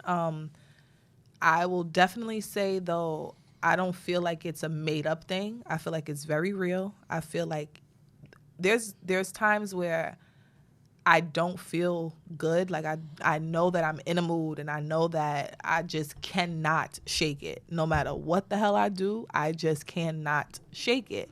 And I feel like, unfortunately, with social media and them making it, I won't say like a gimmick, but I feel like there are a lot of people who really, really, really do struggle with it.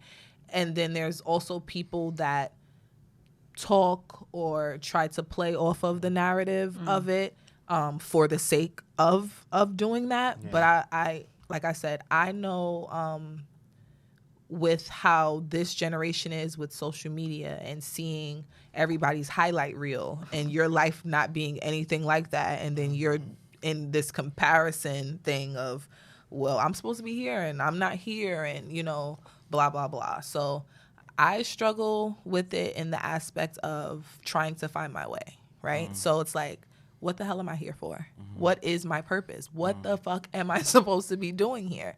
And I don't want to say envy, but I envy people who know what their purpose is. I envy people who wake up like, yo, I knew I was supposed to be a kindergarten teacher. I knew I was, supposed to play ball. I knew I was supposed to do this. I knew I was supposed to do that. Because when you don't have that, it feels like you feel lost. You lost, like literally, like just grasping at straws. And I have a question. Go ahead. So what do you think about the concept of, instead of trying to find yourself, create yourself? Because I think that's a good concept. Because I've read that.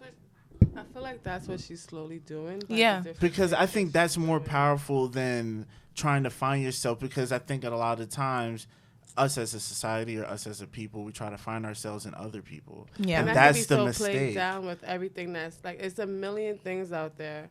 So if you're trying to find yourself, you're trying to find yourself through a million things. Yes, and that's why we end up feeling so lost, and we end up walking down trails that are not for us. And I agree.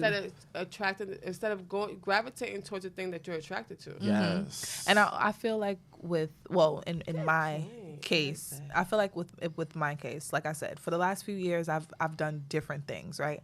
So I have this thing where if God puts it on my spirit, I'm supposed to try it.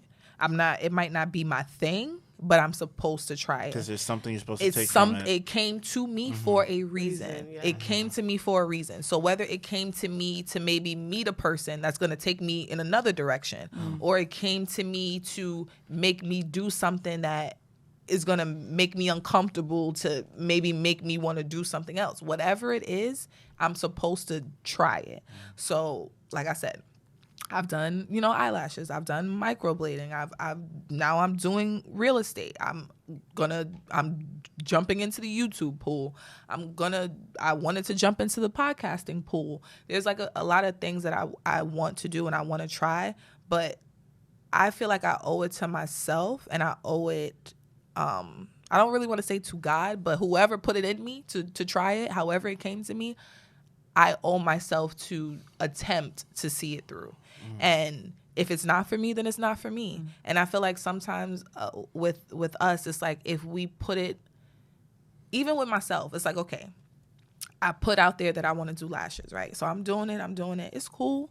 But that's not something that, okay, you can try something and not like it or not want to continue doing it. And maybe it's a phase, and that's okay. But if you don't continue it, or if you don't look like you're successful in it, and then you go to something else, then it's people like, well, wasn't you just doing that and now you're doing this? Well, yeah, bitch, I changed my mind. And it's okay to change your mind, but people feel like you're not allowed to change your mind. It's like if I said I want to be a rapper, that's why as niggas that's 42 still trying to rap when you should have just said, I'm about to go be an accountant and this is what I'm going to do. Yeah. It's okay to change your mind. It's okay to try different things. It's okay to find your quote unquote lane. It's okay to try. So I'm in a space where I'm trying different things, and the things that have happened to me as far as like real estate, to me, it shows me that I'm on a course that I'm supposed to be on. Like, for instance, prime example, when I went to go meet with the lady's house who I'm selling, she was showing me around the house. I went in the kitchen. There was literally the lady that sold her the house. Her magnet calendar was right there on her refrigerator. That lady walked past that refrigerator, that magnet, every single day. She sees that all the time. She speaks to the lady all the time. The lady calls her, checks in on her, does everything that we're supposed to do as agents as far as keeping our relationship, building our relationship, doing all of those things. And she still went and took a chance on me. This lady ain't never met me a day in her life. She did not have to take a chance on me. My grandmother wasn't supposed to go to the doctor that day. That doctor's appointment that my grandmother went to, they had rescheduled 3 times. She was not even supposed to be there that day. Why? Things like that tell me. It's little things like that maybe you can. I'm not like a super spiritual person. I'm not like, all of that. But I feel like sometimes when the signs are there and if you ignore them, you're doing yourself a disservice. I agree. So that lady, and it's funny because as soon as I, got the listing and I put it up on the MLS, the lady called her like, hey, you selling your house? I thought, we had it. She let me listen to the voicemail. Why didn't I get that call? Yes, yeah. She let me literally listen to the voicemail. The lady left her a voicemail like, hey, I see, your house is for sale. We've been in touch. I figured whenever you were ready to sell, you would, reach out to me. But I hope, the transaction goes well, blah, blah, blah, blah, blah. That wasn't necessarily meant for me to get that business, but here I am with that business. And that, again, was from just something happening. So I feel like you owe it to yourself if you have an idea or if you have something that comes to you or you cross paths or something sparks your spirit or you have some type of interest, you owe it to yourself to see it through. Explore it. Will it be all, great? Maybe, maybe not, but you never know unless you try. I don't know if I'm going to be, on, $1 million listing in 5 years.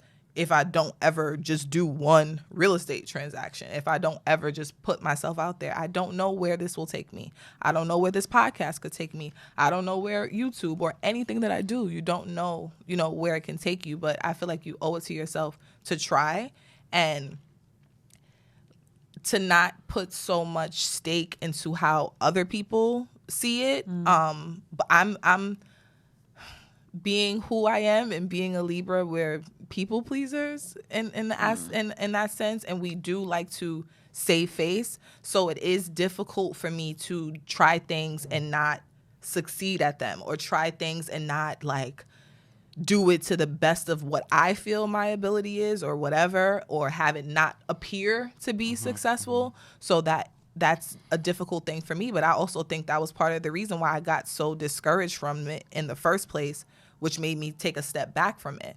But now I'm also getting to a point where it's like, no, I'm going to do this shit. And if it works, it works. And if it don't, it don't. And it's okay. And if I decide that I just want to keep my 9 to 5 and keep doing the shit that I don't want to do, then that's what I'm going to do until maybe something else comes across my path. So I guess I'm in that creating myself, stage. And I like what you said. I'm going to call it that from now on. I'm not finding myself, nigga. I'm creating myself. Yeah, I'm piece building. By piece, exactly. I'm building. Life is your canvas. You're the painter. I'm trying. I'm not good at art, but I'm trying. You're going to get there. You're good at creating. I hope so. I hope that things I'm working on. Just to be a creative. Mm-hmm. Yeah. I think people get so caught up and try to define their creativity. Just like, no, just relish in that you're a creative. Yeah. Because that can go either way. Mm-hmm. And you never know what your art or whatever you create or whatever you put out there can do for the next person. You probably started selling houses to later get into interior design. Yeah, or You anything, never know. or to get into consulting, to get into whatever, Therapy, or to get into right, teaching, yes. to get You never into know. because it's funny because I had posted when I started posting my videos, there was actually a girl that had DM'd me and said, I got my license a few months ago. And I didn't know what to do, but she was like, after watching your video, you inspired me to kind of like get started. And to me, that felt good because that wasn't my goal. Like I don't, you really, and I feel like sometimes too, you don't understand how many people are secretly watching you. Yeah, facts. I don't know how many people really watch my videos because I could post a video and not have one goddamn comment on it, but people are watching. And they're secretly watching. You have secret admirers. You have secret supporters. But then you have people that scream it from the rooftop. And you honestly just don't know who is supporting you. So I think what I'm learning is to put it out there for me, but it's also to help whoever maybe comes across it. Yeah. So I love that. Thanks. I really do. So, like, what are some of the things that you do to get yourself out of that mode when you start feeling down along this journey? I mean, there's a lot of ups and downs. What do you do? What are some strategies, some coping skills that you have? honestly, I will say I had to kick myself in the ass. Like I feel like you can only wallow in your own shit for so long, right? You can only sit in it for so long. If you're going to keep sitting in it, nothing is going to change. Nothing is going to happen. There's going to be no break from it. There's going to be no relief from it. There's going to be nothing that comes from you just sitting in it. So what I have been doing recently is just getting myself up. I wake up at 5 a.m. I meditate. I sit in silence for a few minutes. I attempt to read, but sometimes I do, or I'll just get up and go to the gym. And I'm finding that doing that is putting me in a better mindset, I guess, in the morning to be more productive and want to do more because I have more energy. When you're depressed, you're literally just tired. Like, you're fucking tired. Like, tired for no reason. Like, I could sleep for 12 hours and still be tired. Like, it's just like, yo, bro, how much more sleep can you possibly get? Like, you can't even be tired no more. And I feel like when your body is just in that mode, is so hard. Because you sitting here, I can literally tell myself, Tia, get up, go do something, go wash your ass, go outside, go, whatever.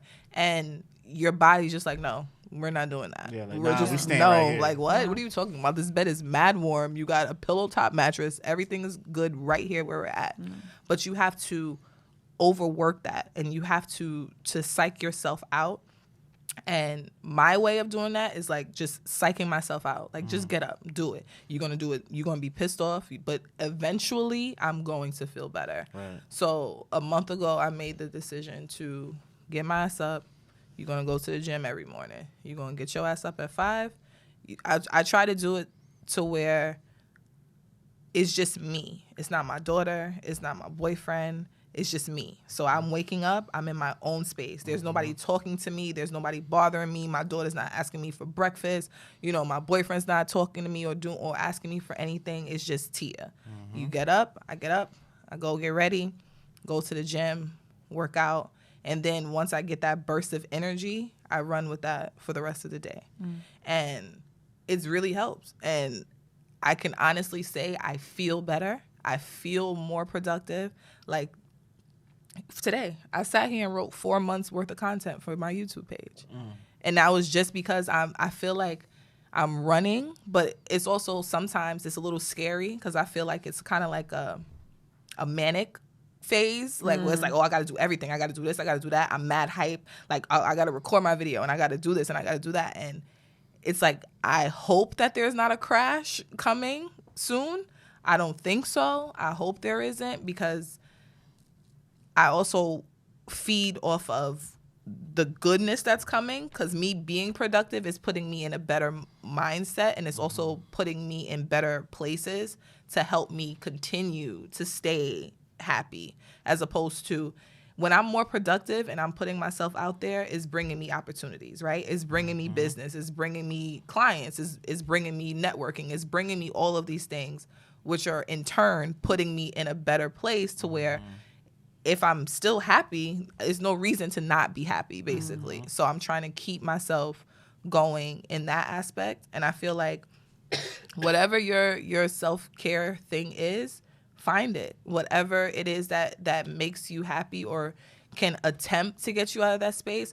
But sometimes I also feel like let yourself feel those feelings. Like I feel like the minute that people always want you to be on. You don't always have to be on. Yeah. Like, you can have a bad day. Yeah. You can have an off week. You can have an off month if you need to, or if that's just what is on you. Yeah. But I also feel like there's only but so long you can let yourself wallow in that too. Like, you got to find a in-between. Yeah. You have to find an in-between. So, you know, me personally, I read the book. It's called The Miracle Morning. You should read it if you want to read it or try it. But it's basically you wake up in the morning, you do these things, what they basically call like the lifesavers.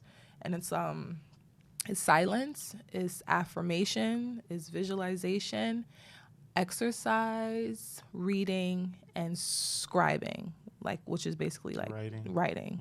So I do those every morning or every day at some point, like within the day. And it honestly, it has helped me. I was actually doing it when I first got my license, and it was going well. And then I fell off of it because I fell into that, that state. And then now that I picked it up again, here I am again. So I think that's so like important, because I also like do a lot of similar things that you do as far as early in the morning. Like for me, when I first wake up, I like watching motivational videos on YouTube. Yeah. Right? I like listening to them when I'm in the shower. Yeah, I'll watch Les Brown. I'll listen to him. Yeah, Les Brown is so dope. And I've seen Tony Robbins, like just different people. Like even sometimes my favorite celebrity, like Will Smith, is my guy. Like he just motivates me so much. So I'll listen to him. He's so calm with it. Exactly. Like he's just so and calm. He's so calm and so connected to that higher power. He's truly living his purpose. Like he's one of my favorite like human beings. And like I don't get up until I feel those goosebumps and I feel inspired. And then once I get that, it's just like it sets my mood for the rest of the day. Yeah. And it's just like, because I live by myself, you know what I'm saying? Like I do everything by myself, and I also work by myself. I have no coworkers because I drive Lyft for a living like during the day. So it's like I have to constantly be a self-motivator, a self-starter. So I always try these small strategies to keep myself going, because I know I've had those mornings where the depression was paralyzing. I've definitely woken up and said, fuck it, I ain't working today. Fuck this shit. I'm just not going to make no money. I'm going to be broke and just get some sleep. You know what I'm saying? And I had to get out of that because I didn't like what that was resulting in. So I definitely give you kudos for that. And I think a lot of the stuff that you're doing is important. Like I also like to, start my morning and try to read. I like reading biographies of different celebrities that I know that I look up to, because their stories are so relatable. The ones who've come from where they came from to be. Like Tiffany's Haddish, her book is amazing. Taraji P. Henson's book is amazing. Kevin Hart's book is amazing. Like these people really deserve what they got. Like they really deserve it. And that shit is so inspiring. Like that underdog story, I will always favor the underdog because that's what makes me feel like I'm gonna make it. So I definitely. It's always good to see somebody make it. It's always good to have like that example of you can too, kind of like if you want to. I'm not saying it's gonna be easy. It ain't gonna be whatever. It's not gonna be a walk in the park. But somebody else did it, so you can get there if you really want to. I love that, man. I really do. So, like, we're kind of getting closer to the end of the show. And we usually have a segment. It's called Don't Sleep. Okay. So, we usually go around the table and everybody has... I think we have enough time for both segments. Hey, bitch, hey. Oh, and we do have Hey, bitch, hey. Yeah. Do you explain to her what Hey, bitch, hey is? So, Hey, bitch, hey is pretty much like a Peter Griffin, what grinds my gears moment. Okay. So it's like, hey, bitch, hey, like, move the fuck out the way on the train. Like, it's for two people, not just for you. Like, whatever the case is. Or your dick is not that big. You don't need all the seats. Like, close your legs. So that's a hey, bitch, hey. And the don't sleep is just something you recommend people to do. Or it's just, it could be a new book, a new song, a new movie. Something that you shouldn't sleep on. That you think, people should do. Okay. So my hey, bitch, hey. Go ahead. I hate when people slide in my DMs and do not greet me. Do not. And I guess, especially being in real estate, it's like, yo, you got a 2-bedroom in Queens for $1,500, or you like, hello, my name is Thea. How the hell are you? Good day. Like that's one thing that I cannot stand, and you will get such a different reaction from me if you enter my DMs that way. I understand that this is like a customer service thing and I'm in a service-based business and the customer is always right and all that good shit. But have some manners because I don't know who raised you, but you're going to greet me when you start to speak to me. That's really a thing for me. So a simple, hey, hi, good morning. Greetings. Good day, greetings, hola. Like whatever you want to do, just do that and then get to what you're coming here for. I'm not saying have like this whole little small talk thing with me and let's talk about the weather and all of that, but a simple hello instead of like, yo, you got a 2-bedroom in Queens? Hi. Like that's definitely something that grinds my gears. So, FYI, if you've done that, you've definitely probably not gotten the nicest welcoming response from me because I go off other people's energy. So I can probably tell you're not going to be that person for me. And something I would say don't sleep on, waking the fuck up early. Wake up. Wake up. But that's so true. I was up this morning at 5:30 and I felt good, right? I felt all this energy. Your day is longer. I was too. I went right back to sleep. It was like 7:15. I said, you know what? I don't gotta take this little nigga to the doctor till like 11 o'clock. So I'm taking another nap. Yeah. And then I was pissed. I woke up at 9:30. Like I don't want to be bothered. I don't want to go outside. I gotta take his ass to the doctor. And we was late, 15 minutes late though. But it was a fucking like, come on, it's a doctor. That you was gonna wait anyway. Right. Facts. But I feel like honestly, wake up. You don't realize how much more you can get done in your day when you just give yourself a little bit of time. I realize, but I like to sleep. Yeah, but I like to sleep. But I also feel like it's hard. It's hard. It's hard in the beginning. I'm not gonna hold you. It's definitely hard in the beginning. But look at it now. Like for instance, how many times did your mama have to wake your ass up to get up to go to school? And then now look how on a random Saturday morning, it could be 7:30 or 7 o'clock and your body is just programmed to wake up. Like she's programmed to wake up, drink some tea, smoke a little bit, say hey to everybody. Whatever, but you could do that at 5. And take a nap. You could do that at 5. I just feel like, I mean, I'm not going to say it's for everybody, but for me personally, it definitely has helped me. And I think it's helping me too because, remember, I still work my 9 to 5, right? I still have a regular job that I have to go to every day. So I only have but so many hours to work on my other business outside of that. So for me to wake up at 5 and be able to do other things to either get myself in the mindset for the day or to maybe work on whatever I need to work on for my other, for my real estate, that's the time that I have allotted for that. So that little bit of time, even though it's usually like an hour and a half, I can get a few things done in that hour and a half. Because once I get up, then I gotta get ready for work. I gotta take my daughter to school. I gotta pick her up from school. I gotta come home. I gotta cook dinner. I gotta do homework. I gotta do all this mom shit, and then I gotta put her to bed. And then that's when I get another chance to work on my stuff. So for me, it's helpful, and I would encourage anybody else that might be trying to do the same thing as far as juggling more than one, job or one thing. Give yourself that extra time. Yes, it's hard to wake up in the morning. It's wintertime. It's cold outside. Don't nobody want to do that shit. No. It's hard to wake up when the sun is not up with you. But I find that it has definitely been helpful for me. I agree, man. I love waking up early. I'm a morning person. Yeah. I wouldn't say I'm a morning person, but I'm saying that my boyfriend definitely be like, yo, you on crack? Because I be coming back from the gym wilding. Like, I'm singing through the hall, like, everybody's up. Good morning. And I'm not even that type of person. I really don't even really like those endorphins. From but it's from the gym.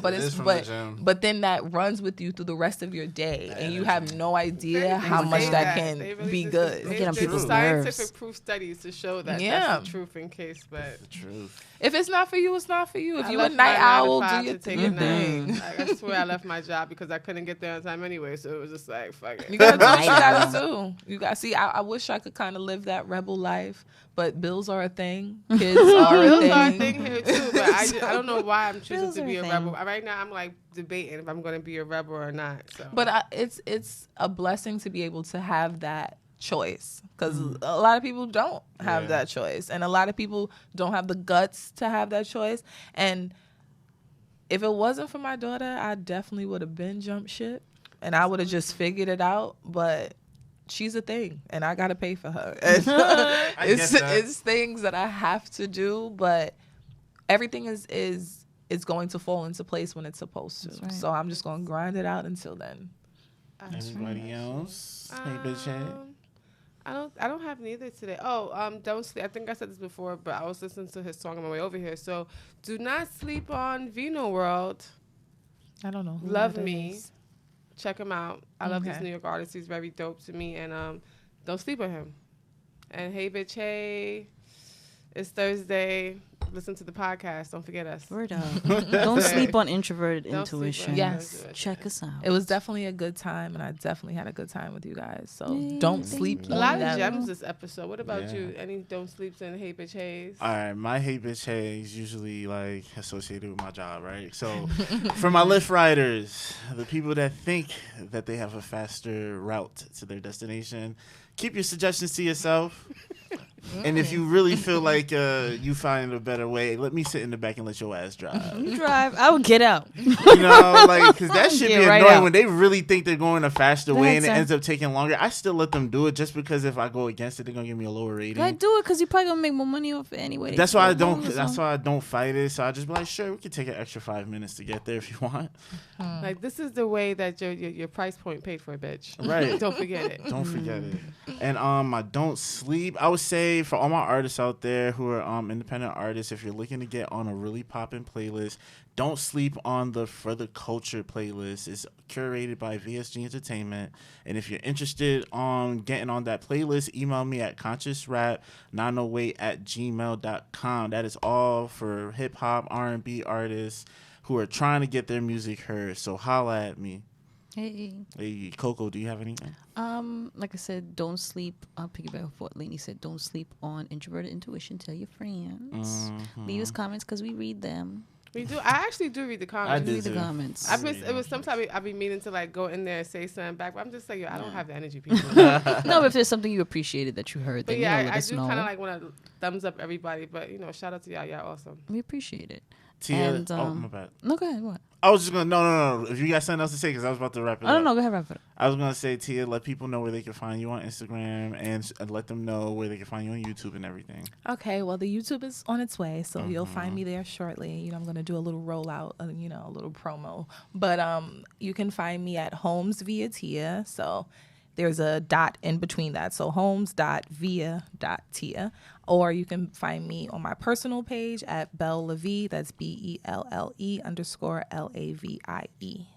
And that's really it. So if you guys are looking to buy, sell, invest, rent, please feel free to reach out to me. All of my information is on my social media, so you guys can reach me there, or has links for my email, my phone number, all of those good things. So if you guys need my assistance, I am here. I am in New York, so wherever you're listening to this at.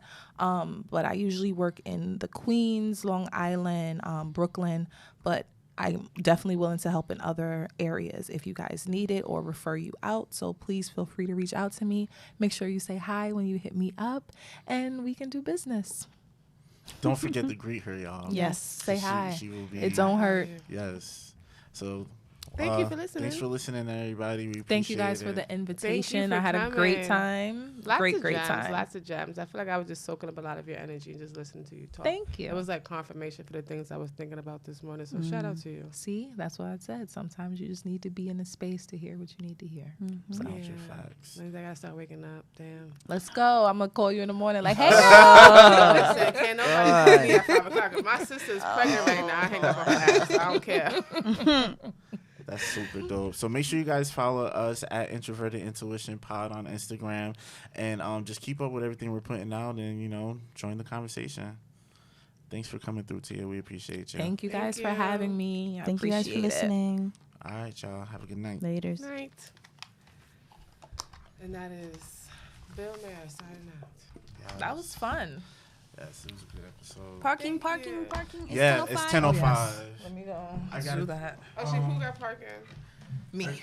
Oh, you Just better go go put money in the girl. peak in the. I got till 10:07, so I got 2 minutes. Do you have enough time to do the video? Yes, real quick? but let me Okay. just put this I thing. like to All right, somebody go ahead, leave go the ahead. On sock. there? This your socks, y'all. You know, sometimes it be covered. There was a sock. And I was There like, was a sock. Somebody took out a sock. yo, I was just That sitting is here not like, my see, I sock. take his socks off. I can't get that comfortable. Shit. How long do you think? Like 10?